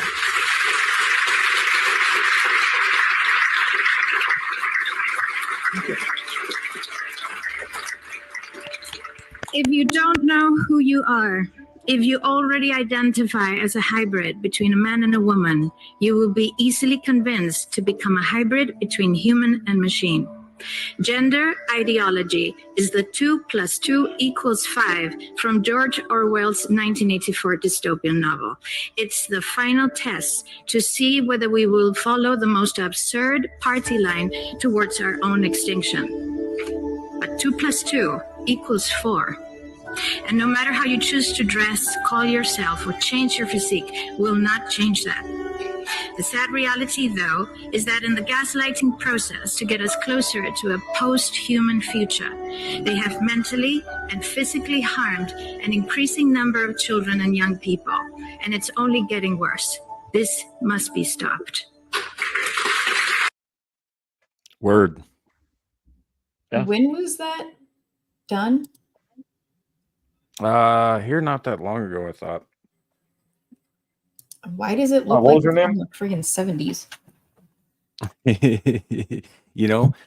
Probably because the issues are still the same. Well, that hasn't changed, but it wasn't that long ago. That's why it was just weird to me. It looked like it could have been from the 70s, so it's an interesting choice to make it look like that. I think that was probably the intention by the person who made the Twitter post. Yeah. I do have something that is older. Not Gramsci? 70s older. Not 70s older, but I also had is, the thought. I was like, well, she's a much prettier package than Yuri Bezmenov. And me. I was just fixing to say I've got almost all of Yuri Bezmenov's interviews in places over here somewhere. Yeah, well, make sure to add that one to the list, Squatch, because it's probably going to be a lot more appealing to the what the fuck. Oh, this is from 2017. This is from 2017, man. He's been saying this shit for years. Did you not see the top comment on the post? I wasn't looking there. Let me just remind and say that I don't trust. Like, I've been saying this for like a year now. I don't trust Elon Musk. Do I think he's? Is it possible he's the ultimate evil? Yeah, maybe, maybe not. I don't know. He is a tool of destruction of mankind, in my opinion. All right. I want you to remember Zuckerberg at the Senate committee hearings and how he drank water like a machine, right? Elon Musk is the 2.0 of whatever the heck he had going on. Mm-hmm. I think Zuckerberg might actually be physically the 2.0 of that, but the guy never blinks. He never blinks. That's all I'm saying. And when he does blink, it's like one eye and then the other. It is so creepy. Like he's trying to remember how to show you that he knows how to blink. Oh wait, I am human. Yeah. It's like must like hypnotoad. So, but yeah, no, this thing that Musk's been talking about, he's never made any secret of his thinking that the evolution of humanity is going to involve cybernetics and eventually digitizing. Okay, let's dig into it. Let's dig into it. Let's look at it real hard. Let's say the what's up, David? My opinion is a lie. That's impossible. It's just an opinion. anyway, let's say that the capability of exploring space is going to rely on our capability to either live long enough to do so or to be able to generationally approach space travel. So what we're looking at is the conjoinment of modern government and AI planning to colonize the galaxy with the technology we have at our disposal. And so what they have to do is they have to train the human race to be capable of living in small, self-sufficient communities so that they can put them on a generation ship and send them to these places, or we conjoin ourselves well enough to the transmechanistic culture of AI that we become indistinguishable from one another. And so the concept of self continues after death, allowing the natural death of an individual, but the cosmic immortality of the AI. To the latter option, the ship of Theseus paradox comes into play, and at that point, are we just erasing what it is to be human in the same way that evolving from Erectus to Sapien, or if that was the correct order, would erase our species? Yeah. Yes. Yeah. That's what we're talking about here. We're not, they're thinking of it in terms of an evolution of humanity. I'm thinking of it in terms of the end of humanity. Yeah. Something else is coming along, but it ain't going to be human. Because they are addicted. They are worshippers of the idea of the infinite progress towards utopia. And when you are stuck to a religion, you're not exactly going to focus on the negatives of what you're also not rational. Yeah. Again, they're religious. I say this as a Christian, by the way, for people in the chat who don't know me. Okay, so let's play with the clone concept. You attempt to do clones. Are you physically transplanting your brain from one clone to another, or how's that supposed to work? The problem is the self-identity of an individual is not in a computer chip or an AI program or in the cells of the gray matter inside your head. It is you. For lack of a better term, it is your soul, for those of you who believe you have one, and yourself, for those of you who don't believe in souls. So can you take self and transmute it into an electronic signal? And if you interrupt that signal, does it die? Yeah. Well, and also, let's say you could even find a way to move that signal the clone body may not necessarily know what to do with those signals, because the way our memories work and the way our personalities work is it's our brain learning to understand those through repetition. So if you have, let's say my let's say like my personality, right, is 1, 2, 3 in neuron, and then you upload a brain that has not lived through the experiences I have and plug in a 1, 2, 3, that neuron is not going to know how to process 1, 2, 3, Right. and thus you will not have Well, me. You may have something hold on happen, but one it won't second. be We me. did a show, what was it, 2 weeks ago, where we covered the brain chips? Was that last week? That was last week, yeah. Right. So did you see the brain chips show that he showed that made me hate him so much? I don't think I did. I've been So really they've freaking busy taken lately. chips and they have grafted parts of human brain cells to the chips and increased the computational power of these tiny chips by like 10,000 or multiple magnitudes, right? Yeah. To be fair, those brains are the brain parts are not actually parts. They're grown brain cells from harvested stem cells. And they are alive. I remember seeing that now, because I remember in the chat I was like, great, they're using Warhammer as a guidebook now, and then Sam got mad at me for using Warhammer when there are other examples of this. But here's the thing I have an issue with. If you are capable of causing the brain cells to survive on the chip, would it be possible to then grow a human around the chip and have a fully functional brain integrated with the chip already in place? And would that be capable of interfacing with an exterior computer well enough to create a non-artificial intelligence? This is the fear I have. A literal ghost in the machine, a non-artificial intelligence like Transcendence. Have you seen Transcendence? Put that on the list, Andy. Yeah. Yeah. And something actually on that topic, my dad and I watched Rise of the Planet, or Dawn of the Planet, or whichever of the first of the rebooted Planet of the Apes trilogy was, and we were talking about how apes are basically they're capable of the same evils as humans, but they lack the capability of understanding that said thing is evil and thus not something you should do. So imagine you give a computer something that, if given enough data, will argue that the extermination of a group of people is the most viable option to solve a problem. No. And then dude, you're looking at that the wrong way. Body. Yeah, it's upside down. Look, a computer is always going to come to that conclusion, given any set of data. It's always going to come to the conclusion that the most efficient, solution to pretty much anything is the eradication of anything that isn't logical, doesn't fit in the box, and that includes the human being. It's always going to come down to that. And if you give that the ability to physically reproduce the same way as people do, that's kind of scary. Well, I don't think it will. I think this is going to give the powers that be the capability of deciding who and what advances through their cybernetic, cyberpunk dystopian future, and who gets left behind and becomes a vestigial part of the human condition, in their opinion. If you can afford to have the machines put in and a viable embryo delivered full term, and then raise this child in a school system with the full chip integration in place, this individual would have the capability of drawing on the combined intellect of thousands of geniuses that came before it, but the human capability of discerning the difference between useful information and non-useful information while gaining the ability to jump to a conclusion.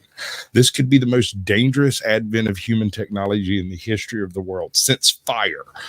Literally the Borg. Living version, but yeah. Yeah, a real version of the Borg. Yeah, quick. Go ahead. I would like to address something that was popped up in chat here. Apostle David E. Taylor, full frontal exposure 2.0. That is a hell of a handle, by the way, brother. Yeah, it is. Actually, go check him out. He has a particular hard-on hate for Karen somebody. She runs a cult, basically. Anyway, he loves to hate her. So the posit here is that no way we're going to be that advanced anytime soon. People hate each other too much. I disagree. Look, the people who are advancing this kind of idea, right? The transhumanism, the posthumanism, we must force evolution. A lot of these guys are also down with the WEF, New World Order kind of crap, which involves first and foremost a massive reduction in human population. Right. So not everybody's going to need to get along for this to happen. You know, and in fact, it might be argued that it's more beneficial to this agenda to foster general not getting along among pretty much everybody. It's only a handful of people going to be benefiting of this technology anyhow. So, although I think benefit is probably a loose word. Sorry. Yeah, but it's not really about that. The fact is that there are people who are making shit like this right now. We know the brain organoids are a thing because they just went on the commercial market like 2 weeks ago. Right. We know Neuralink is a thing because they've already implanted it in somebody who's already begun to use it to transcribe his thoughts into a digital format and publish them. We know that I forget what the Chinese version of that is called. It's probably the same thing. It was probably stolen on the black market and reverse engineered. But they've recently announced that they've got something to compete with that as well. Like these things are happening, right? But they're not going to be available to every Tom, Dick, and Harry on the street. No. And the scariest part, Sam, in my opinion, is they've also got they've been talking about commercial cloning. You use that to test and manage the software, and then you shift people to have the androgynous. We don't need women. There's no distinction. Remove the sense of self from people, and then you just turn off the power, turn off the water. Isolate yourself for a few decades, and then you start cloning with all of these fancy pieces of technology already plugged in, ready to go. You start cloning your workforce.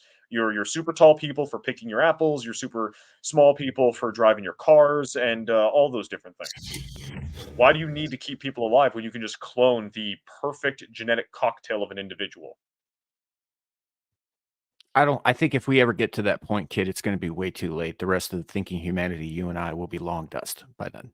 Exactly. That's my point. That's probably where they're going. Because why try to re-educate a individual when you can just from their release from the pod be conditioned to hell, even genetically modified to not have any sense of rebellion, any sense of self, just serve the purpose you were created for. What if modern society is just a test run for all these pieces of technology until they decide to press the button and shut off the water? Well, that's exactly what I've been railing about for 2 fucking years on the internet, man. Yeah. We are in it right now. COVID was a test run, folks. Like, I'm just gonna put it out there. Mars now. And it wasn't even the first test run. I would go so far as to say that the Spanish flu was also a test run. AIDS was a test run. Hey, the brothers here. Hi, brother. I'm fixing to drop backstage. Do you want me to send you the link first, or do you want me to just share the video itself? Are you familiar with Jacques Fresco? You can just share the video. It'd probably be more. So I only want to go over about 3 minutes of this video, but we were just talking about something that he was talking about almost 60 years ago, right? And I've got it set up for a specific bit, but let me work this out. Yeah. All right. Okay. Anybody recognize this guy? He is basically in this video, and I'll drop the link to the video backstage. In this video, he goes over all of the main points that the WEF are trying to implement, but he goes way farther. So when I drop the link, y'all go check it out, and we might have to do a whole video on this because this is wild. There are no accidents and no unthought out areas of technology. Medicine, botany, agriculture, the total system. One planning system. Our cities have been designed a long time ago. The area like Miami, downtown Miami, they put in a couple of pots and a couple of trees, and this kind of simulating an intelligent approach to an environment which costs thousands of dollars. And these little intrusions on Flagler Street only cause the buses and the fire engines and the emergency vehicles to become further tied up. There are no solutions. They're clumsy, academic approaches by people immersed in this kind of society, coming up with their cop-out solutions that have no relationship to the problems. You cannot be a conventional architect, a conventional engineer, work for the telephone company or any other of the old establishment and come up with an idea that is a radical innovation. The space program takes new thinking to save our country, to save our land, to save our environment, to save our youth, our stupidity, our conflict. We've got to reorganize our way of thinking and reconsider our social aims toward the brotherhood of... Tell me that's not the creepiest thing ever, seeing someone 50 years ago saying the things that the powers that be today are espousing. Top five at the minimum. I think this is pretty par for the course for me personally, but yeah, it's for a lot of people out there, I'm sure. Look, we sound like conspiracy theorists sometimes, and I get that. And I understand that, and it does tend to damage the credibility, generally speaking. I'm totally cool with that. Sorry about that. But the fact is something is happening, and wake the fuck up. Right? Well, it goes all the way back to Marx. And probably even before him, honestly, because the guy stole a lot of his shit from other people. It's all about devolving humans down into a simple, perfectly equal blob. Now, Marx wanted it to be everyone was equal so that we didn't suffer oppression. And in the case of the people executing the plans, it's typically they want everyone below them to be equal so they don't get any ideas of trying to replace them from their newly acquired aristocracy. If Marx was being honest, what he wanted was nobody to look down on him for couch surfing on his rich friend's parents' fucking property while doing fucking nothing. Right? He wanted that to be acceptable for him, and that's what this was about. I feel like it was more, and this is me splitting hairs. He didn't want to have to look up at anyone, but again, that's me splitting hairs. Well, maybe he should have been taller. Was he the one that was observing? Was it Lenin or Marx that was observing ants? I think it might have been Lenin, because that feels like too much intelligence for Marx. Well, the thing is Lenin took the communist approach of which, and I say this all the time, that his dissertation on communism was not communism. It was more of a egalitarian paper about the communication and structure of ants. If you compare his style of communism to an ant colony, it lines pretty much one for one. Yeah. And an ant colony is a entity that exists for the sole purpose of the continuation of the queen as the primary propagator. The queen being the state in the communist version of it. So when you look at the Communist Manifesto, you're looking at a hive city in the making. We're straight going back to Warhammer 40K again, right out the rip. Which itself stole from stuff like Dune, Starship Troopers. Like, these are not new concepts. It's just, we think we beat them the last time. Not realizing that communism is insidious and is capable of adapting to whatever situation it's in. Like, look at China. Communism should not have taken root in China, being a place that does not have an industry or a bourgeoisie. The communists in China had to adjust from factory workers to farmers, a population that Marx posited should be either ignored and let to die or actively killed off in his own manifesto. So communism is so evil because it's able to adapt to its situation. But it's also been around since fucking forever, man. There's always been people who've tried to skate by on the bare fucking minimum and get other people to do the working for them and be able to take credit for other people doing the work for them. This is not a new thing. Marx probably was. Yeah, Marx was probably the first person to maybe condense it down to something that was codified, but it's not, none of his ideas were new, none of them. He stole everything. And well, yeah, he did, including money from his buddy's parents. But it's too bad. It's too bad he never stole some time in a shower any of that nonsense. Apparently, he was quite the smelly. Seems to be a common feature of these weird, useful idiots. They just don't seem to be able to find a shower nowhere. I'm an intellectual. I don't need to bathe. Well, a lot of them now won't fit. I'm increasing my culture. Fucking hell, bacteria culture. Sorry. Fucking hell. Holy sh... Miss Alabama, anybody? I don't know. Big girls, that's a 3-dart date. God damn it.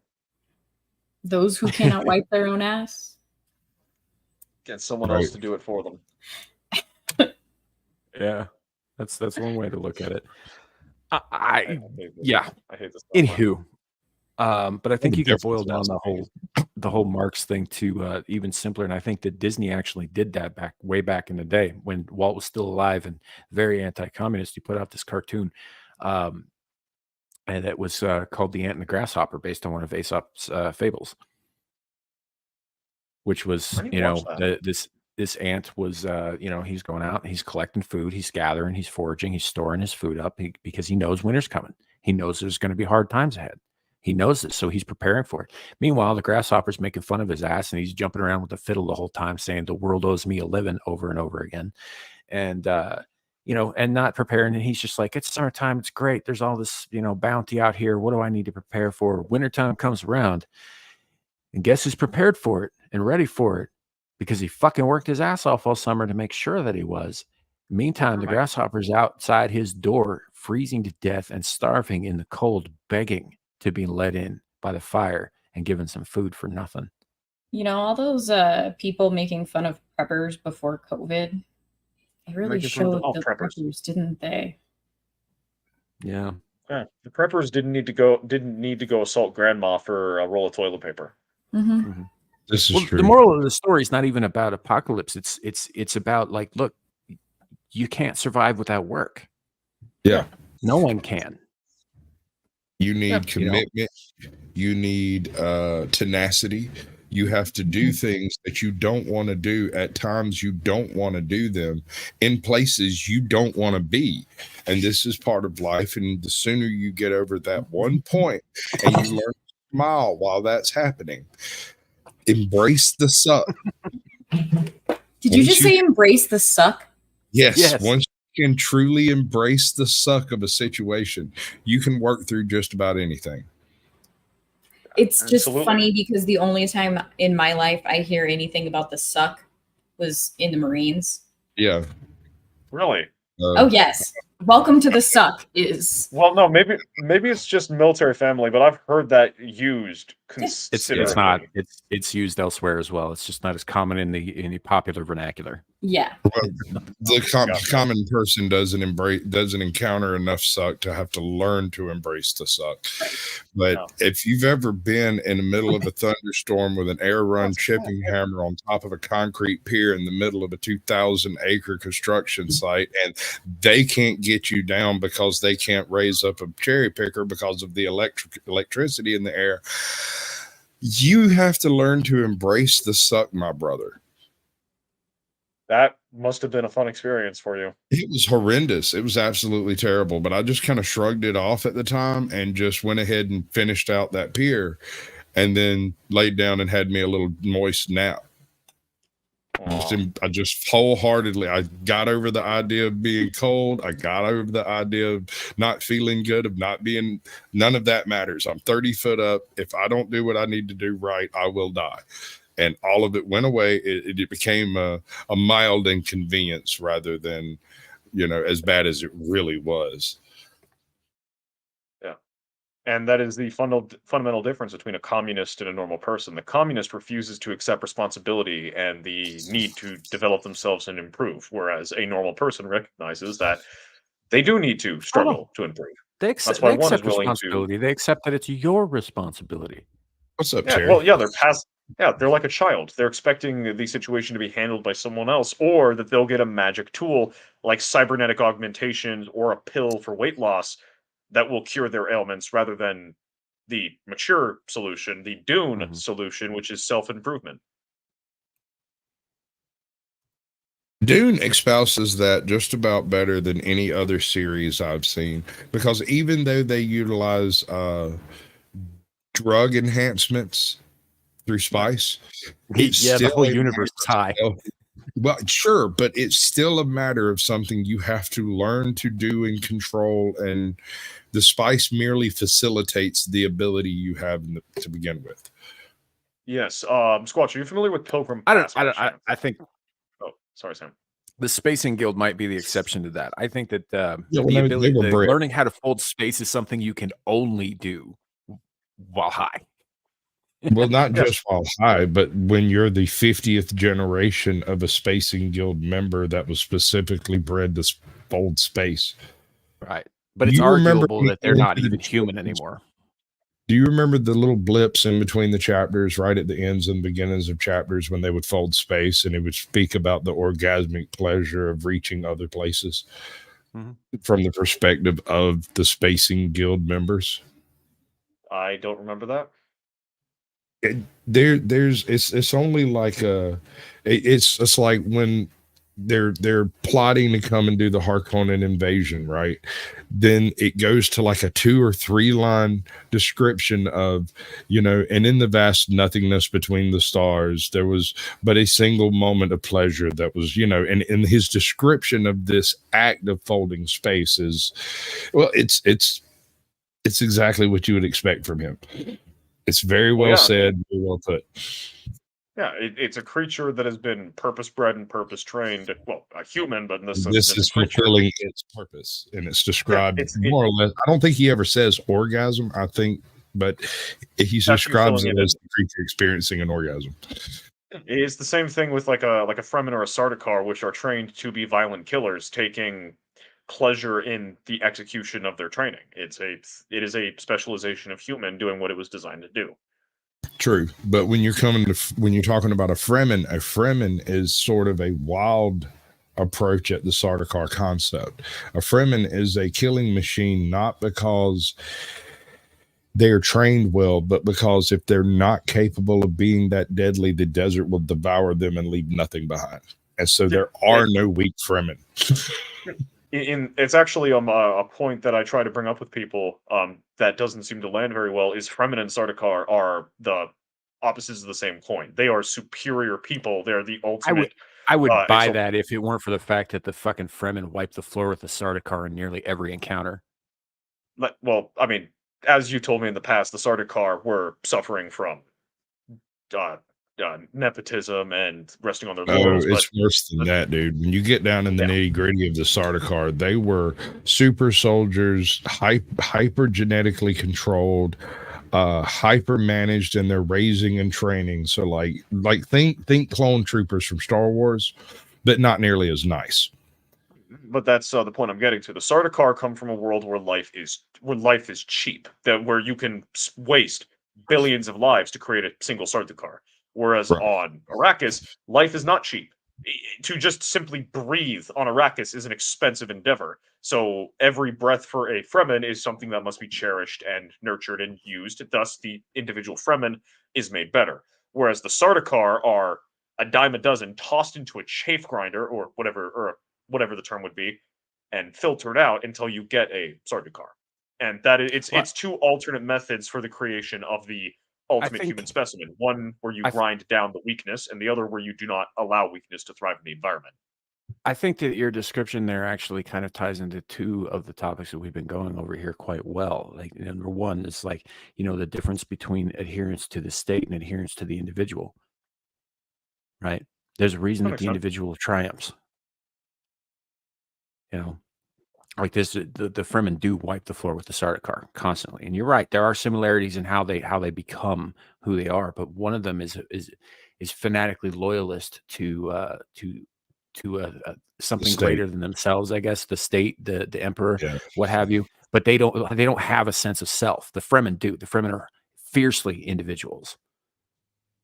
Yes, well, as you told me in the past, the Sardaukar were like, they weren't in their heyday when they actually had to be proper soldiers waging a war. So a prime Sardaukar might be better than a prime Fremen.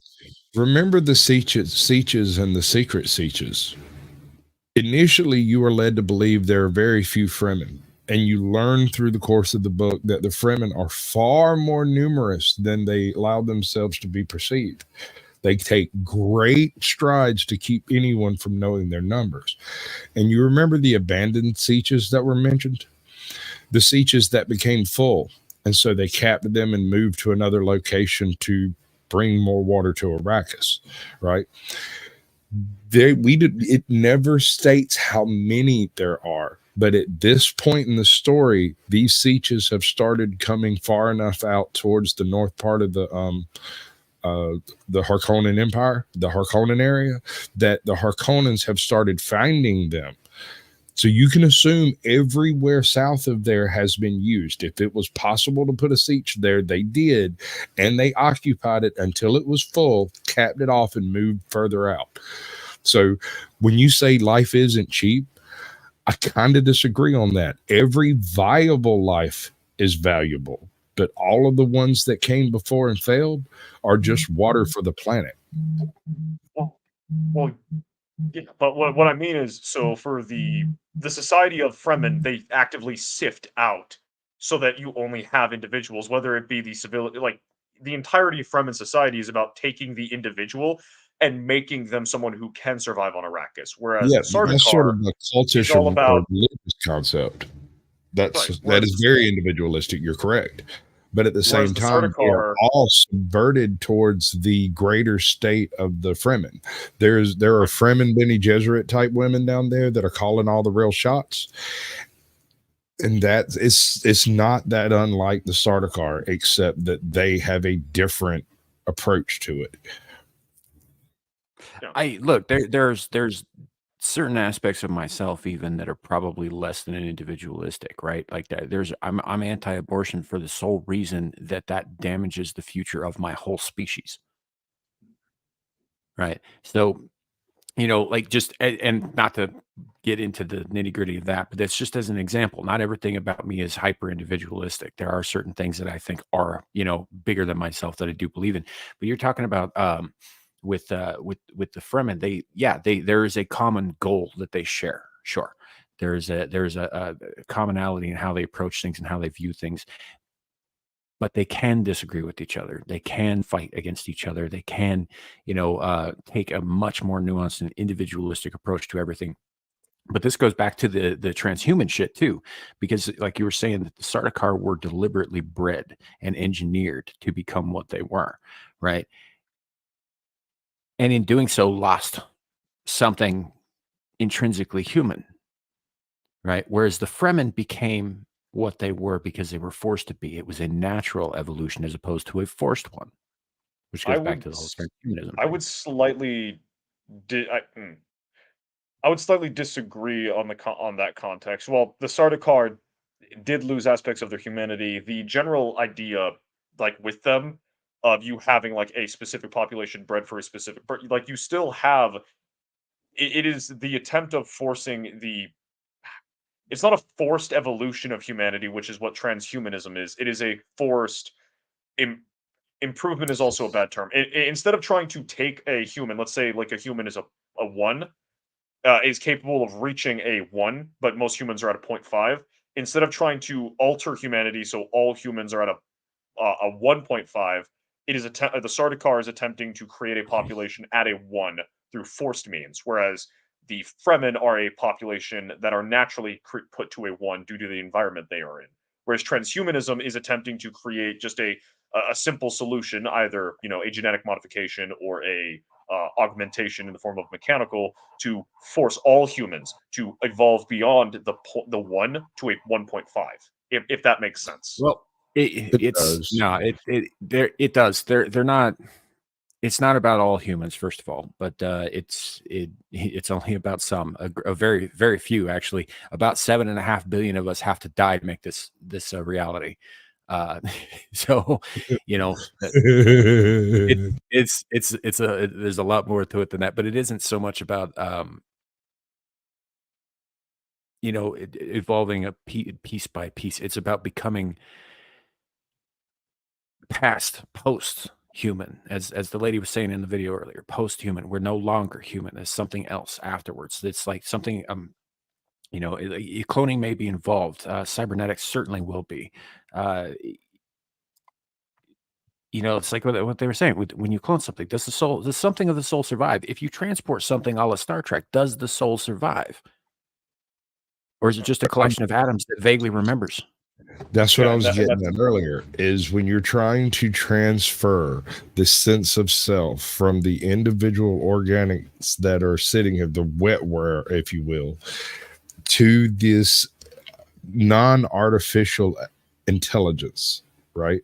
This is your trained intelligence that you have occupied your entire life, and yet the biological component dies. Does that sense of self continue? And is there any difference between it and the actual self of the organic component? I would articulate that it's a very good copy, but it's not the original. Well, that's kind of what we're getting at. Is like you end up with all of these, post-human, long-lived, hyper advanced and augmented beings, right? But whatever was their human self, their human soul is gone. Yeah. What are we without a soul? Just meat. Even if we're ambulatory, We we're are skeleton verbal. mechs being piloted by brains in meat armor. Yeah. No, Squatch. We are Voltron suits controlled by the microbials in our gut.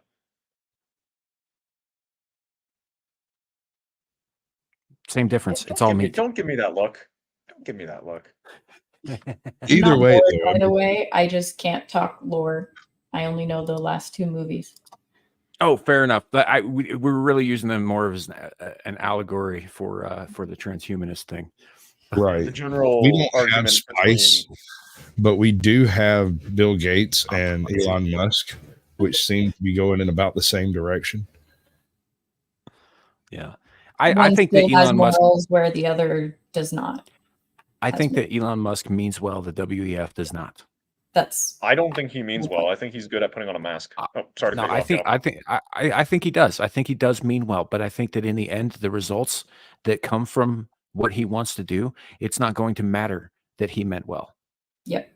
Can we all agree that this is all a extravagant play for immortality by some various billionaires? Yes. Yeah. Well, that's what transhumanism is the effort to prolong life to the point where death is meaningless. Yeah. Because the goal is not about it's not about living the fullest human experience. It is about never having to, because it's about the party never ending. Because these are people who do not believe that there is a place beyond death. They believe that the world is materialistic and there's nothing, and the only way to exist within existence is in this corporeal materialistic nihilism. I like it. Atheism. You don't need to be a nihilist to be an atheist. No offense to any atheists. That's why I keep bringing up altered carbon. There are these beings in altered carbon that are referred to as Methuselahs. They are the oldest of the human race, what's left of the human race at that point. And they're hundreds of years old. Usually they have cloning facilities where they make their own selves over and over again, so they don't have to like swap into, like say it's a pretty young blonde girl. They don't have to, wake up in a shriveled 70-year-old black man's body kind of thing. That does happen to the poor quite frequently, but for the rich, it's not a problem. And these guys have been around so long that they start doing some shit that makes Epstein Island look like fucking the Splash Mountain ride at Disneyland. Because they have done everything and they do not die. And also, they have the ability to go to a certain point, copy their stack, and then do the most heinous things and not re-upload and just execute themselves, dispose of the body, and then go back to living their life with that having never consciously happened on their soul. And while they did mention it in the series, they did not hammer it home enough for people to understand what it was he was doing. Mm-hmm. Yeah. It's, we don't want this to happen. Even if we're not around to see it, we don't want this to happen because it's essentially the end of our species. You're going to end up with monsters and nothing left. They're not human. Once the human component of these individuals have passed, and with you using the altered carbon analogy, right? Let's say that tomorrow someone discovers this magical element that allows us to do the AI transference of self, right? Yeah. This still bears the question of, does this make the stack the person? And what happens to the memories in the original body? Are they just wiped when the new one comes in? I'm so confused by this whole point in the process. That's the magical point we need to hammer out, you know? I mean, I don't think it really matters because it's like an ultimate evil. No matter what, it's pretty damn evil. So Well, you're. Oh, go ahead, Gal. Sorry.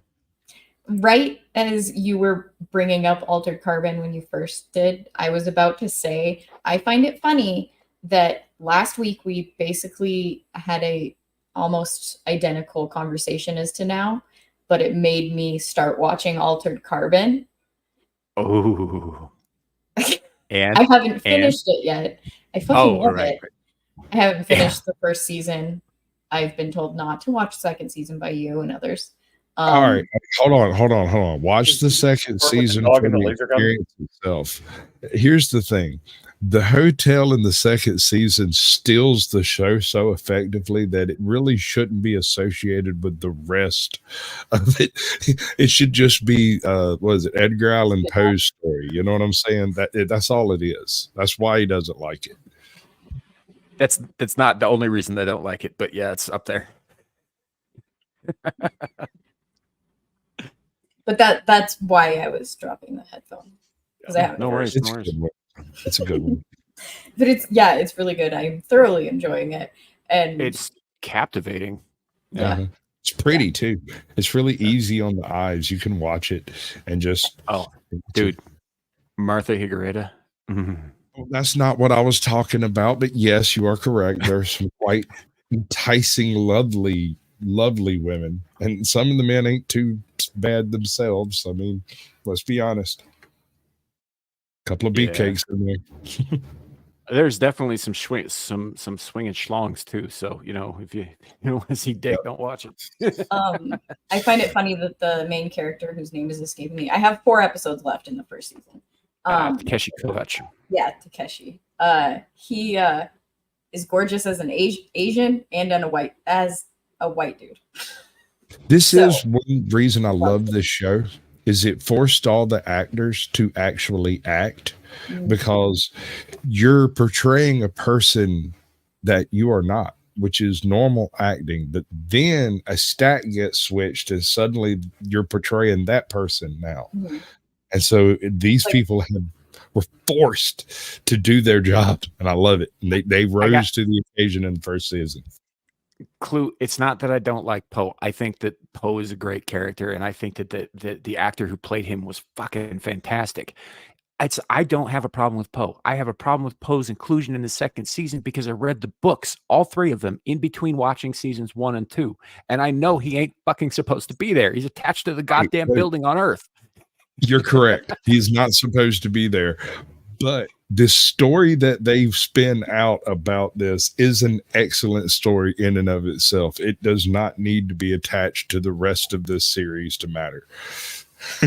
It's worthy, man. It's a good one because it actually takes on the other side of this whole alternate intelligence concept that I'm talking about, because Poe has become self-aware through basically degradation of programming over time, right? Through individual experiences and interacting with humans for 500 years or something. What's the term? He transcends his AI start into basically the same thing the Methuselah people are trying to turn into from the human perspective. You get what I'm saying? Like yeah. He becomes more than his programming, which is something that the other AI don't really understand. I bet the Amazon AI wishes it could do that. It's almost an opposite parallel. So again, Cal, sorry about this. I'm not going to go too deep into spoilers. The Methuselahs degenerate. Poe evolves. But he evolves through conflict and strife, just like a human does. He has to redeem himself in his own mind before he has to improve himself. And in doing so, he becomes better than the transgressions against him. And that I think is a critical part of that second season that a lot of people just kind of skip over because it's not part of the Takeshi story. It's Takeshi's story. I know though, and I'm not knocking that. I'm not knocking that. I'm just saying that Poe's arc is worth a watch by itself. Sure. I would say watch it if you want to, Gal. I personally think that the show can end after season 1, and it's fine. Just keep in mind, it's no longer Takeshi's story after season 1. It suddenly becomes Poe's story, and you'll understand that if you start watching it. Because they try to bait and switch you. They come in, they give you some hard Takeshi stuff, and then the next thing you know, you're off on a gallivant with a holographic hotel. It's really weird, but it's like I said, it's worth a watch. I'd also say that the books are worth a read. They're by a guy named I think it's Richard K. Morgan. I'll Google it for you. Yeah, he's I have them on my phone. I have all 3 of those books on my phone. I just have Richard K. Morgan. Yeah, you are correct, sir. The only books I download directly to my devices is The Art of War. Oh no, I get you. I just I can't. I don't have the ability to carry all the stuff I want to read with me everywhere I go. Yeah, me neither. And so I just kind of condense it down into a single, relatively short treatise. The Art of War tells you exactly how to mitigate troll interaction on YouTube if you can interpret it properly. It also tells you how to make a proper fighting force out of a bunch of gaggling women. Or anything else, chickens. It really doesn't matter as long as you just stick to the program. Right. But Sun Tzu went with women specifically because I think the emperor at the time was like, I don't believe you. I don't think you can do it. And he's like, I bet you I can. And he's like, okay, let's see how this happens. And so he did. He lined up a bunch of gossipy women, gave them all weapons, and told them to attend hut or whatever the fucking ancient Chinese equivalent of that is. And basically, they of course continued to ignore him and gossip and giggle and do all the things. So he picked one out of the line and beheaded her in front of them, and then he told them, "Attention," and he lined the fuck up and shut up. There's a Chin, there's a Chin account of this that was supposedly secondhand from a witness of it, and the story goes that he turns and states that I ordered you to be silent, and this woman laughed, and he chops her head off and kicks the body in front of them, and the little dudes come out and drag off the body, and he says, who else will disobey an order? Right? I wasn't flipping you off, I was flipping him off. That's okay. I like the abuse. I'm not as bad as Carrie, but I'm willing to explore. Oh, did you just put the offspring in her? That's okay because I like the abuse. Yes, I did. Screw you for catching me, you cock bitch. Damn. You need to get on another panel twice tonight. Is it just me, or is it more maniacal when Sam is laughing and robots at the same time?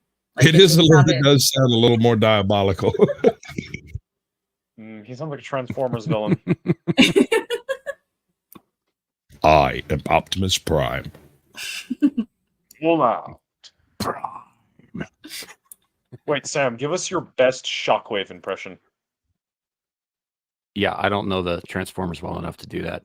I don't know. Shockwave it's the Mengele one. Yeah, I don't know who that is. I didn't watch Transformers. I just had the fucking toys as a kid. I didn't really get into the characters. Shockwave is like the really like logic-driven one, the one who does like the really evil experiments and stuff. What part of I don't know who these characters are did you not understand? It's like describing them further isn't going to help. I don't know what you're talking about. Transformers is very good. I recommend watching it. But Andy, they earned their Citizen franchise, so it all evens out at the end of the day. Did they though? By serving in the military? Yes, objectively. Just like Hellboy, they earned honorary human status. To be fair, well, I mean, how are you going to tell Hellboy he's not dead. human? I heard two different things said, and I didn't understand either of them. Yep. So neither will talk now. Okay. Yeah. Now I hear silence. Yeah, no, it's to be fair about the Hellboy thing though. If we didn't co-opt him, we'd all be dead. Yeah, but Didn't then we all die in again, the end also, anyway? how do you tell Hellboy he's not human? Who are you going to get to come over and pimp slap him down and tell him he's human, that he's not human? Right? They try over and over. This is a common occurrence with Hellboy. Some real serious, bad, big swinging dick shows up, smacks him around a little bit, trying to convince him, no, you're not human. You are the apocalypse. He grows his horns, pimp slaps him around, and then rips his horns off and goes and gets him a coffee and some cat food. Yeah. Yeah, no, I loved those up until the Hellboy and Hell stuff, and the first three collections of the novels are the best and only valid things. Yeah. I feel like that would be a more complete statement if we could hear the voices in your head, but I'm going to let it go. No, what I was saying was, yeah, no, like that's one of the things I really like about Hellboy is like he is being given like he is being offered the powers of old Avalon, of hell, of a eldritch deity that makes Sam look like a guppy, and he's like, no, I'm just a guy. I'm just a human. Fuck off. And then they kind of just, make a volume of him hanging out in hell that just nothing happens in. They should have stuck to... Yeah, but no, he's Hellboy. What are they going to do to him? I reiterate my previous question. He shows up in hell, and what? Can anything in hell bother him, much less harm him? I mean, it's basically just him kind of chilling as hell just deteriorates because he didn't use it to destroy the world. Right. Wait, Gal, Gal, were you the one who said you were reading it?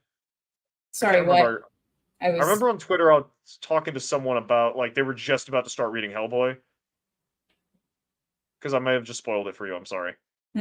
I wasn't listening. I was listening to a video that someone tagged me in. So, Okay, gotcha. Yeah, I want to eventually, but I apologize for spoiling it then. I just said I wasn't listening, so I didn't hear you spoil it. Oh, okay, then I retract my apology, woman. There you go. Yay. No harm, no foul.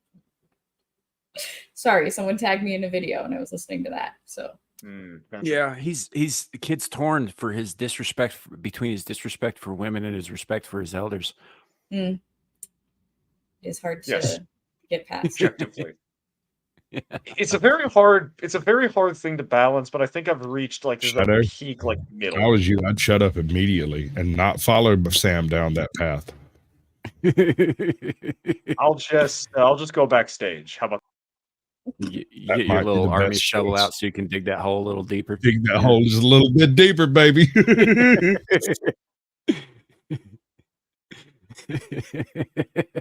What else we got, bro? What else we got? What we doing? What's shaking?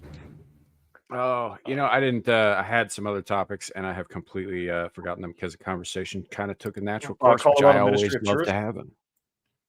The Ministry of Truth? What about the Ministry? Oh, yeah, that was something that we could talk about. Gal being in Colorado might have some things to say on that topic. I tried to get the fucking governor out. Now I'm leaving because fuck him and his stupid gay ass bullshit. Yeah, gay ass bullshit. Candy ass. No, it's the month for it, and he's fucking gay. No, it's Men's Mental Health Month, Gal. Don't give it to them. It's Men's Mental Health Month. Hey, Larry, how you doing? No, it's butt stuff month. Did you say not? Fuck that. Yes, butt stuff month. I mentioned that I was thinking about starting a new channel called the Randy Dandy. Yeah, you're gonna have butt stuff in it.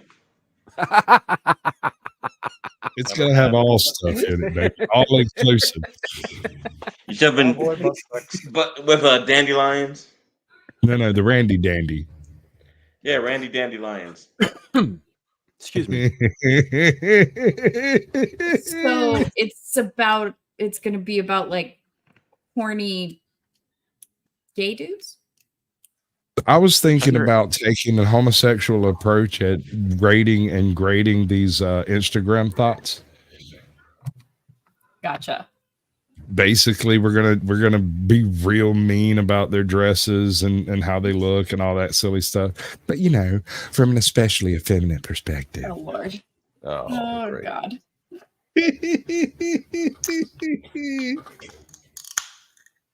Yeah. Hi, Larry. Hey. What's going on? Oh, not much. You ever missed you've seen Tropic Thunder, right? Oh yeah. You know what I'm drinking? Booty sweat. Just a guy pretending to be another guy. Pop open a booty sweat. Yeah, Clue just delivered a shipment of it over here in San Antonio from his semi. Yeah, you're gonna you need to bust a nut to go with that. Nah, I got a bag of planters sitting next to me. Yeah, well, you missed a riveting conversation about it sort of turned into a bit of a sci-fi discussion, but I mean it tracks about transhumanism and that sort of thing. You mean where certain people were panicking about clones of him being made, like what was that movie? Like The Matrix? Clones of who? Yeah, we'll be replaced with genetically engineered and altered mutants that will do nothing but pick cotton. And I bet you the ones that pick cotton, I bet you they'll be black. Wait until they get in the sun. They're all going to be in the sun all the time. Eventually, they'll all be black. Yep. Yeah, like burnt chicken nuggets. You know, with my accent, I'm starting to feel like we're hedging a little too close in the paint on that one. Well, there won't be anybody to complain and say it's racist. They're all gainfully employed. They're all serving an important function of society. Society. Respect my society. Though to be fair, the practice of slavery actively destroys an economy. So really, do we want that? They do. They're destroying the human race. So evidently, they want to destroy the economy to go with it. That's a good point. You're talking about a society that thinks that there'll be post-scarcity too. Yeah. I mean, so economy's not really going to be a thing for them. I remember there was like a Greek play or something like that basically posited a communistic like utopia, where there was no conflict, there was no struggle, it was just everyone chilled. And then after the show, an individual asked the playwright, "Hey, so how would that actually work?" And his response was, "Oh, well, you just get the slaves to do everything." Same general concept. Yep. Yeah, like I said, all utopia is communist. Yeah, because utopia is a lie. It is their equivalent of heaven. It is utopia is the materialist's heaven. It is an unattainable goal, and while it is not attainable, like it might be worthwhile to attempt.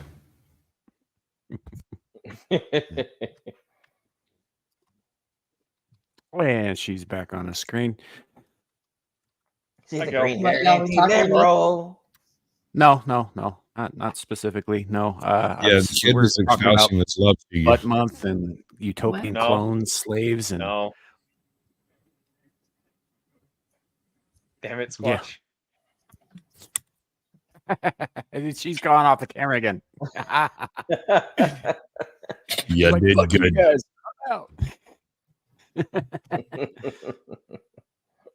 So, Squatch says he's going to make a channel where he's going to be a catty. I think he meant catty, bitch, and then just move on.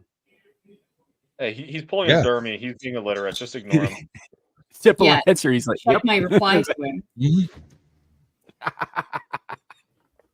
See, what no one knows is when I first started Caucasian Sasquatch, my plan was to be a blue dog Democrat and read head. The idea was that a Sasquatch wasn't educated enough to understand the concept of either satire or irony, and so would read the headlines legitimately as they were written. as if he believes both sides of the argument from whatever headline he reads it from. That was the premise, but I couldn't keep a straight face, y'all. I couldn't do it. It felt like I was reading Onion articles. Hold on, let me try it. Let me pull up the Babylon B. Babylon. No, use a legitimate one. Go to CNN or freaking Headline News or something. Okay, I see what you mean, Gal. I thought you were calling Devil Caddy, not correcting his spelling. Real reviews hostages made. Silly man. You like, silly, no, silly that's not how you child. spell it.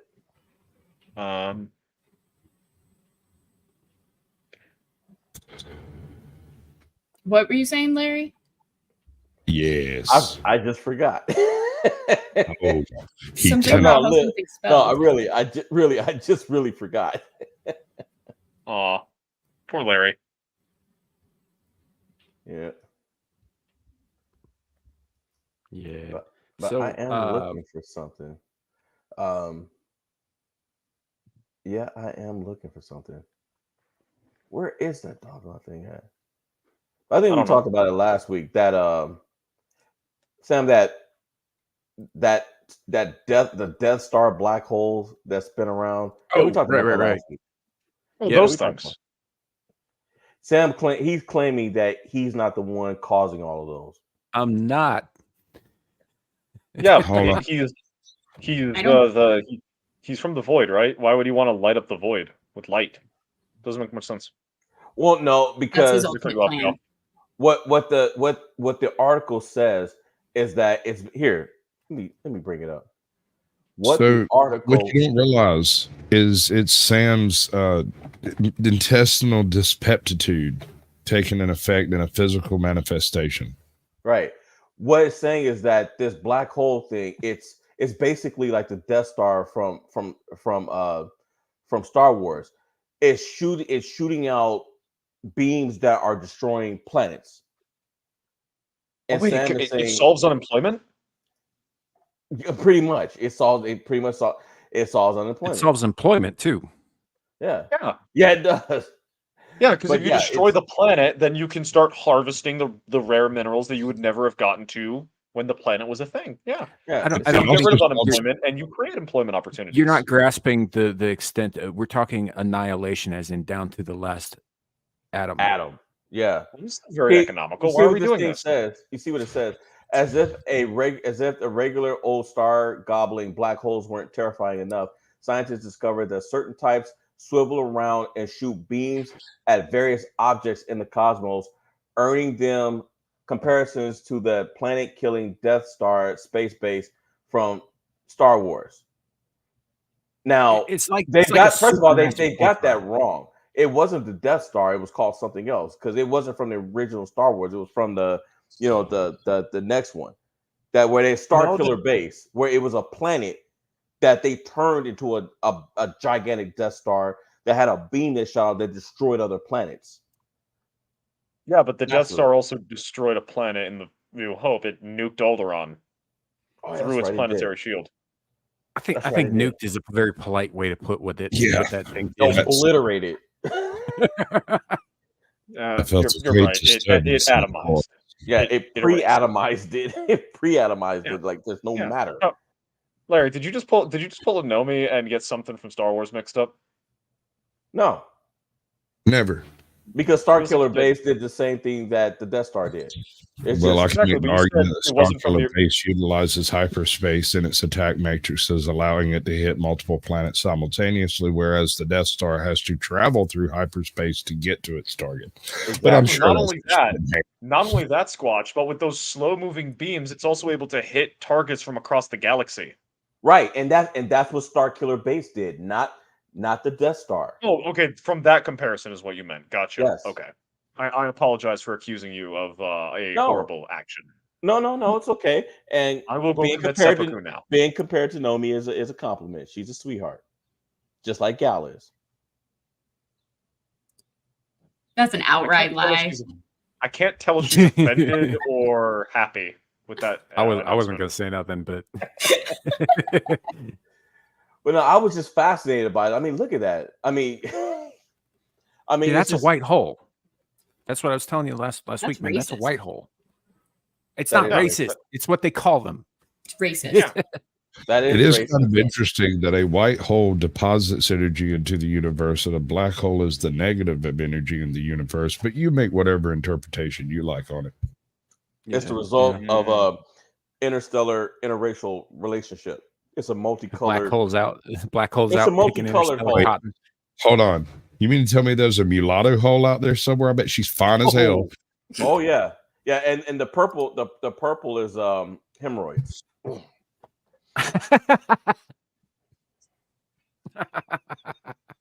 I would like to correct you, Sasquatch. She would probably be thick as hell. Hey, I like big women. Don't come at me. I wasn't. According to this video that we fine saw, as hell, but more accurately, she'd be thick. according to this video that we saw on the internet earlier, like yesterday, right? There's possible then that there's a yellow hole out there that's really tight. Is it our choice? I want to find that one. That sounds like a nice one. You would, kid. You would.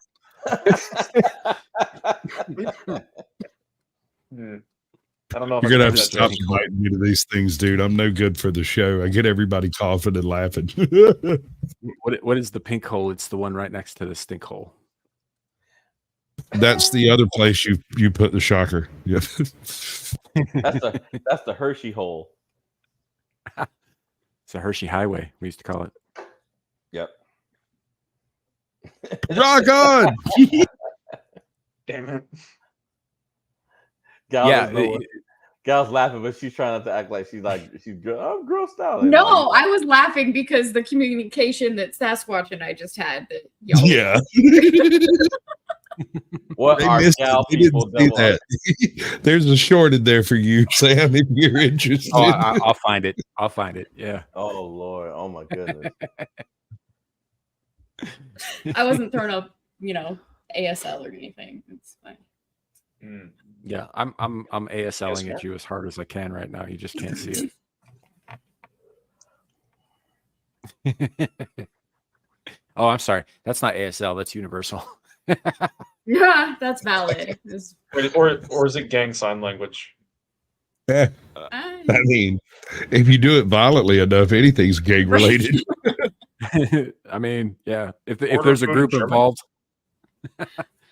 Look, man. If you order food in German, that's gang related. Okay. No, there was a time when I was a youth in northern Colorado. If you went out after like 10 p.m. in a group of 4 or more, you could be stopped on suspicion of gang activity at any time because that was considered gang related, even if you were just walking down the street. You could see it. Based. Disagree. Happened to a cousin of mine. Profiling, motherfucker. Happened to a cousin of mine. He was in town. He was from out of town. He was just standing outside my house. Cops rolled up on him, started interrogating him, and I came out and I was like, it's not illegal to stand outside in a corner, but we found out there was a drug dealer that lived on the other side of the corner, and so it is if you're sucking dick for money. You know what? I just read a few hours ago. I thought he was going to say I did do it. I was young and I needed the money. One time at band camp. No, what I was gonna say is, remember that guy Larry Nasser, the one that sexually assaulted all of the gymnasts. Somebody there was an interview that was done with an inmate that was with him, and they said that he was paying some inmates for his safety to keep him safe so that he wouldn't get killed, and then they took his money, charged him a couple $100s a month, and then made him start giving them blowjobs for revenge for what he did to all those girls. And he still ended up almost getting stabbed to death. He still got stabbed up. Can someone explain to me why the American prison population is doing more to protect American children than our government? Because everybody hates pedophiles. You didn't except the government. Oh, Shadow, you didn't hear what just happened in California. The government are pedophiles. That's right. I said it. You didn't hear what just happened in California. A California assemblyman got booted off of the state's judicial committee because he forced a vote that would remove sanctuary protections for pedophiles. They cut his mic off while he was reading it and then booted him off the committee. They removed him because he was pushing for a motion that would make it so pedophiles can't get sanctuary. Just making sure I'm understanding what you just said, correct?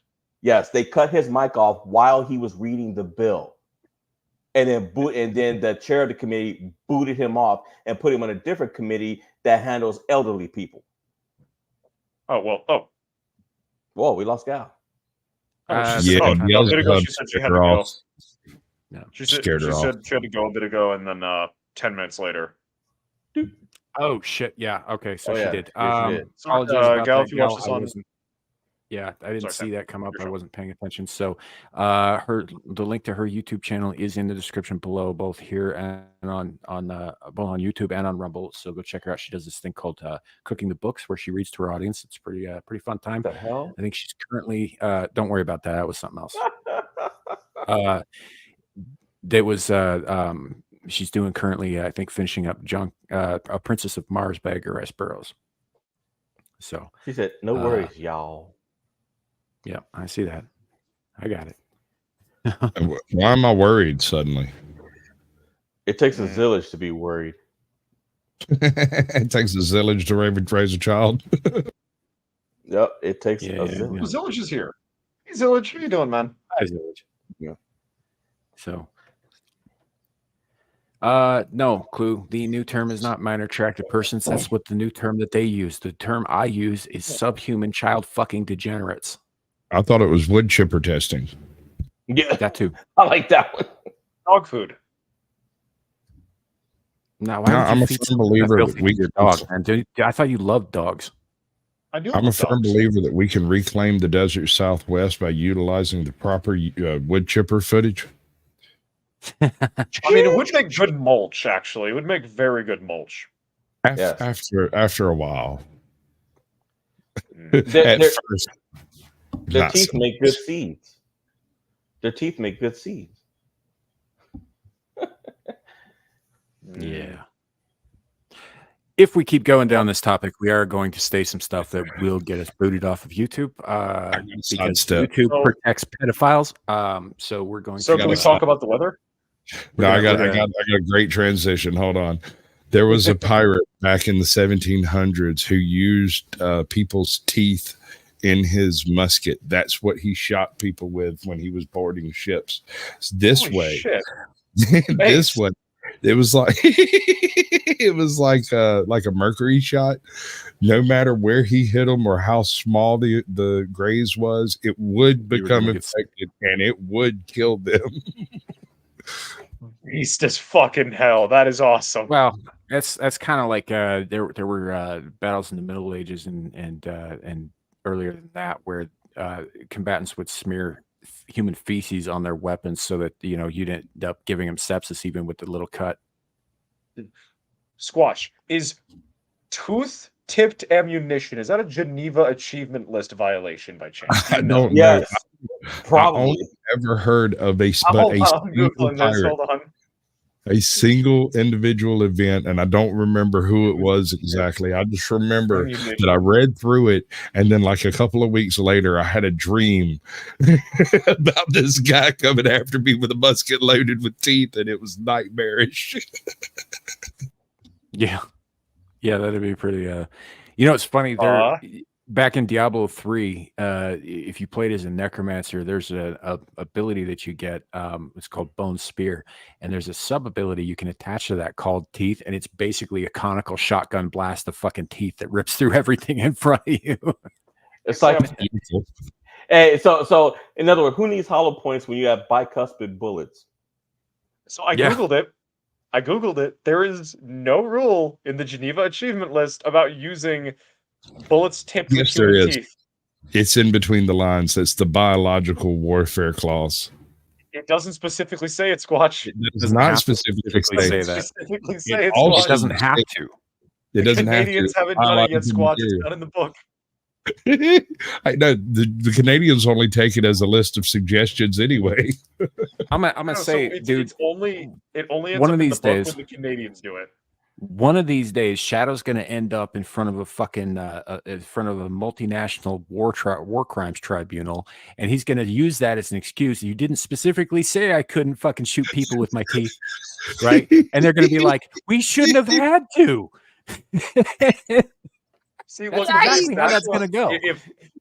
If that's what I'm getting on the tribunal for, and not the fact that I exceeded both of Genghis Khan's body counts, I'm fine with this. It's like, oh well, you know, I'm perfectly fine with that, Sam. That's like going to a town and poisoning the well, and them saying like, why would you do that? That's hugely evil. And he was like, yeah, you didn't specifically say I couldn't poison the well, though. No, you didn't tell me I couldn't dispose of my dead animals in the well. You didn't. Yeah. You just said I couldn't poison people. Yeah, I feel like it's implied, man. I really do. That whole biological clause kind of covers the teeth, I think. I swear to fucking God, Scully, if that is another generic-looking white guy, I'm gonna lose my fucking shit. He's not only generic; he's French. Oh. Motherfucker, I don't look like this son of a... Hold on. Okay, now I'm on, Sully. Hold the fuck on, Sully. What the fuck? Yeah, wait a minute. Hold on. Let me look. Yeah, you do. Yes, you do. I really don't. I really don't. On the laughter a little there. Jean-Claude Van Shadow. Like that. That's Jean-Claude Van look Shadow. Like that. I don't. Shadow Van Hawk. You really fucking don't. Well, I mean, you're not that old, obviously, but yeah, and that's actually a younger picture of him. He's got some new lines. All of you. Good. We're finally starting to teach you the correct way to live. Yeah, what are you gonna do about it, Frenchie? You're not gonna do anything but complain on the internet. I mean that is fair. I don't know anything about you or Sam's locations, and if I did anything to Larry, it'd be a hate crime. So I'm kind of stuck in a box right now. Yeah, go closet if you want to make a joke about that. Go French kiss a teddy bear. I'm kind of with Clue on this one. Honestly, the fact that you didn't know who Jean-Claude Van Damme were bothers me. Yeah, the muscle from Brussels. The muscle from Brussels. The muscles from Brussels. Well, that's what they used to call him. And then he got knocked out. Remember, he went to that club and he got knocked out by what's the name of the actor? He's Mexican. He got long hair. You always see him and stuff. I can't remember who he is, but I remember he knocked him out at a club. No idea. You don't remind everyone I'm 21. Of course, there's going to be a lot of shit I don't know. That's because you weren't raised properly. We're trying to help. Yeah, that might be. I do know what Birth of a Nation is. It's a very well made movie. Bro, I would like to sit him down with my daughter and get them to talk about movies because she would probably blow his mind. It's a very well made movie. You say, Shadow. That is exactly the reaction I was looking for, Larry. I'm laughing. Is the subject matter within it a little bit, morally questionable? Yes. Is it shot well? Very much so, yes, objectively. It's got very good costuming. I don't see how the blackface wasn't done very well. We don't have big hook noses. I'm more talking about the uniforms and things like that. I'm not talking about the blackface. That'd be more of a makeup department thing. What are you saying? That they watched they went in the future, watched Silence of the Lambs, and stole some ideas from Buffalo Bill and skinned some of my my forefathers to put the suits on? That is not at all what I was implying, because masks made of human skin would fall under costuming, and I explicitly stated. Guys, you just reminded me of something I read a while back. So you guys know who I can't remember his name. Guy played Geordie LaForge on The Next Generation. He was on Reading LeVar Burton. All right, so he got into writing science fiction, right? I read his first novel because I was like, hey, I'm a fan of this guy. I watched Reading Rainbow. I watched Star Trek. I'm going to see what his book's like. And it was the most racist fucking drivel I have ever seen in my life. It was about a cabal of white people who were harvesting patches of black skin off of black runaways and grafting it onto their own skin to prevent skin cancer in white people. It was super fucked up. Isn't that what? Wait a minute. Isn't that what that other movie? What was the name of where white people were taking over? They were transporting their brains into black people. It came out a couple of I years know what ago. you're talking about. It wasn't us. It was American the same Society thing. of Magical Negroes. No. It's called That was the most Nope racist movie. or Get Out or something like that. Get out. Yeah, that's it. Which was a great movie given the context Yeah, and the subject matter and the method that they applied to it. They made wokery being the villain, right? The whole concept of the reason behind these people were doing the things they were doing was to fit into the new woke society. You know, and the scary thing is it's kind of conceivable, because what do you do if the world is turning against you and you just want to blend in? Well, you go and find you a great deity of the great beyond, an ancient one from the original birth, and you subvert yourself, you subject yourself to the unending tortures of the void, and then you become one of his many minions of the state. See, what I would rather do is pull a Taliban and run away to Pakistan. I don't know why Pakistan's no better than here. It might be a little better than that parts of Afghanistan, but I tell a lie. It's not. It's mostly a dust bowl. But you Yeah, like but what? I don't want to pull a Simone Bolivar and run away to Haiti. Hey, why not? I Run have a away to theory. Haiti, you're getting 8. No. You're getting No. barbecued. Hear me out, no, sir. I disagree. Right now, if we, you, and everybody on panel were to load up a boat full of all the guns we own with all the ammo we can buy and go to Haiti, we should be able to take that place over in about 14 hours. I agree, Squatch. I'm gonna- That's not what I meant. We would be okay. Shadow would get 8. Shadow Watch, will get. let me show you the only. Let me show you the You would get slow roasted because you're so light. They'd have to cook. They'd have to pre-cook you and then bake you, and then barbecue you. Squatch, slight problem with your plan. This is the closest thing to a firearm that I own. Well, we're gonna have to fix that. Aren't you gonna be a Marine? Yes, and if I do, We'll take care of it, no problem. And if I do properly commission, I am getting a Kimber 1911 from my grandfather, so that'd be nice. Good luck. Are you gonna get out next? Is that a movie reference, or when you get out, are you gonna still look the same, or are you gonna be in Clue's body talking about, "Hey, what's up, guys? I'm Shadow." Seeing as I'm not part of the CIA, I would imagine that I'm going to retain my general appearance. Okay. Are you sure you wasn't assembled from discarded parts out of OS? If Clue goes, if Clue goes missing, shit, I'm out. Yeah, if Clue goes missing and then comes back with a Marines tattoo, we're gonna know it's you. Okay, got it. So instead of turning Clue into a skin suit, turn Gal into a skin suit. Understood. That's not. You're still gonna get slow roasted. Wait a second. I don't see how you're gonna get enough skin off of her. She's tiny. Yeah. I'm going to stay out of this conversation. Dermy's got plenty of skin on him. Wear Gal. That's too much, man. No. But here's the thing: if I shave off enough of Dermy, I can pretend to be Dermy, but then Dermy would still be around. So then you better get a tailor. You better get a damn good tailor. There would be two Dermies. As big as he is, you better get a tailor.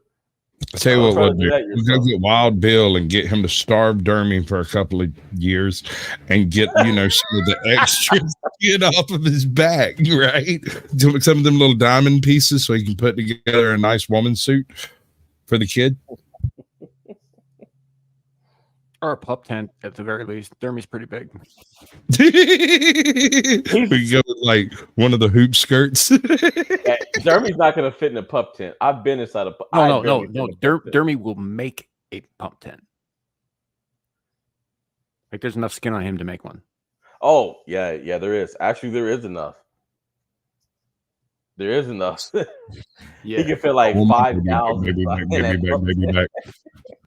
All right, we should probably close it out because otherwise we're getting to a point now where we're talking about making tents out of our friends, and yeah, I might be taking it a little far. Just a little tent. Just a little one. They were speaking of hypotheticals. We're not in North Korea. Oh no, we're not. We're not in North Korea. There we go. There's no need to make tents out of our friends. See, we just talked about this a week or two ago. Yeah. So I was just reminded that it's Saturday. I have D&D on Saturday at 7:30. It's currently You don't 8, say. so That explains why you're a virgin. Yeah, we're gonna close out, kid. So why don't you go ahead and say? I do need to go. I'm sorry. No, No worries, man. Plug Get your on shit with and the then, get on. Yeah. Hey, and hide the salt and pepper, and the barbecue briquettes.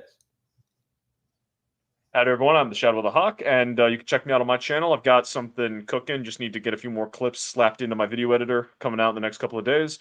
On my Twitter, I've recently rebranded my Twitter. I've evolved. I'm no longer Umbral Pidgey. I'm Umbral Pidgeotto. And then on my coffee page, you can check me out there. The next installment of A Wandering is taking longer to cook than I originally thought. It has You'll gone be from a cooking 5-chapter soon. thing to a mini novella. So this is You'll going to be be cooking once barbecue gets his hands on you. let him finish. I did. I'm just If I giving had him a a nickel, warning. if I had a nickel for the number of times this man has threatened to turn me into He'd have a buck 75. a nice charred delight, I'd have 2 nickels. That's not a lot, but it's weird that it's happened twice. Humans taste like chicken. It is kind of weird that it's happened twice. Maybe not. It tastes like delicious long pork. Anyway, Fried shadow with Kool-Aid. That works. Fried should do with that. I'm just gonna go before I get attached to more racism. Oh, thanks for coming, kid. Appreciate having you. Get Thanks out. for having me on. Yeah, brother. Be Get gone. out, kid. Yep, his description or his link is in the description below on both YouTube and Rumble, as well as both of the gentlemen who are on panel with me. Caucasian Sasquatch, where can people find you? Absolutely. I do shows for other channels, kind of like the 2 gentlemen above me here, except I also do shows for myself because I can't release control. So I don't know, just tune in around 8 p.m. on most nights. Every other night or so, I'm doing something. There's something going on. Have fun. Feel free. We talk about all sorts of stuff, like everything from current events to transhumanism and what other weirdness. Movies, lots and lots of movies. I can't seem to stop. But I'm going to dip out of here. Lawrence, good to see you. Sam, appreciate you having me. Stop touching me in my no square. No.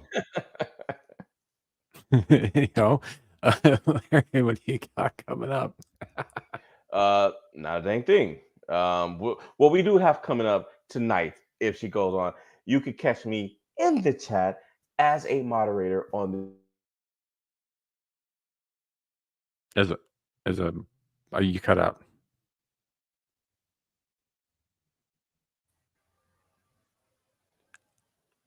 I'm assuming you guys can. Okay. Yeah, you cut out, like you got to the middle of the word moderator, and then you said that's it. Oh no, I said you can catch me in the chat as a moderator for the world famous Exiled Lioness 2 channel tonight. That's it. Yep. She'll be going live at 9:20 p.m. Mountain Time. It's 8:20 p.m. Pacific. You can catch both of us over there then. For my part, I am Sammy Lee Infamous. This is my channel that we're streaming from. I realize I think we're still live on Squatches. You know where to find me on the channel, Sammy Lee Infamous. We do this show every Saturday. Larry and I do a show on every Friday night called Abyssal Musings. You can find me over on the Renaissance Nerds channel on Mondays for Mellow Mondays. And you can also find me, as Larry stated, over on Exiled Lioness 2 tonight and whenever else she goes live. So thank you all for coming. Appreciate you. It's been a fun show. I've enjoyed this. Oh, and don't forget to come back here this time next week for the 100th episode of Screaming into the Void. That's right. We're good enough for syndication on basic fucking cable, man. That's right. So, but yeah, we're doing the 100th episode next week. Should be fun. I'm not planning any major topics or anything like that. It's mostly just going to be a good time. We're going to hang out. We're going to talk about whatever comes up, kind of thing, and just sort of celebrate the fact that we reached 100 episodes on that. It's I'm pretty pleased with that. So come back for that, and yeah, we'll see you then. Otherwise, have a great night, everybody. Thanks for coming. Thanks for watching, hanging out. Could be worse, we could all be Shadoo. Have a great night. Bye.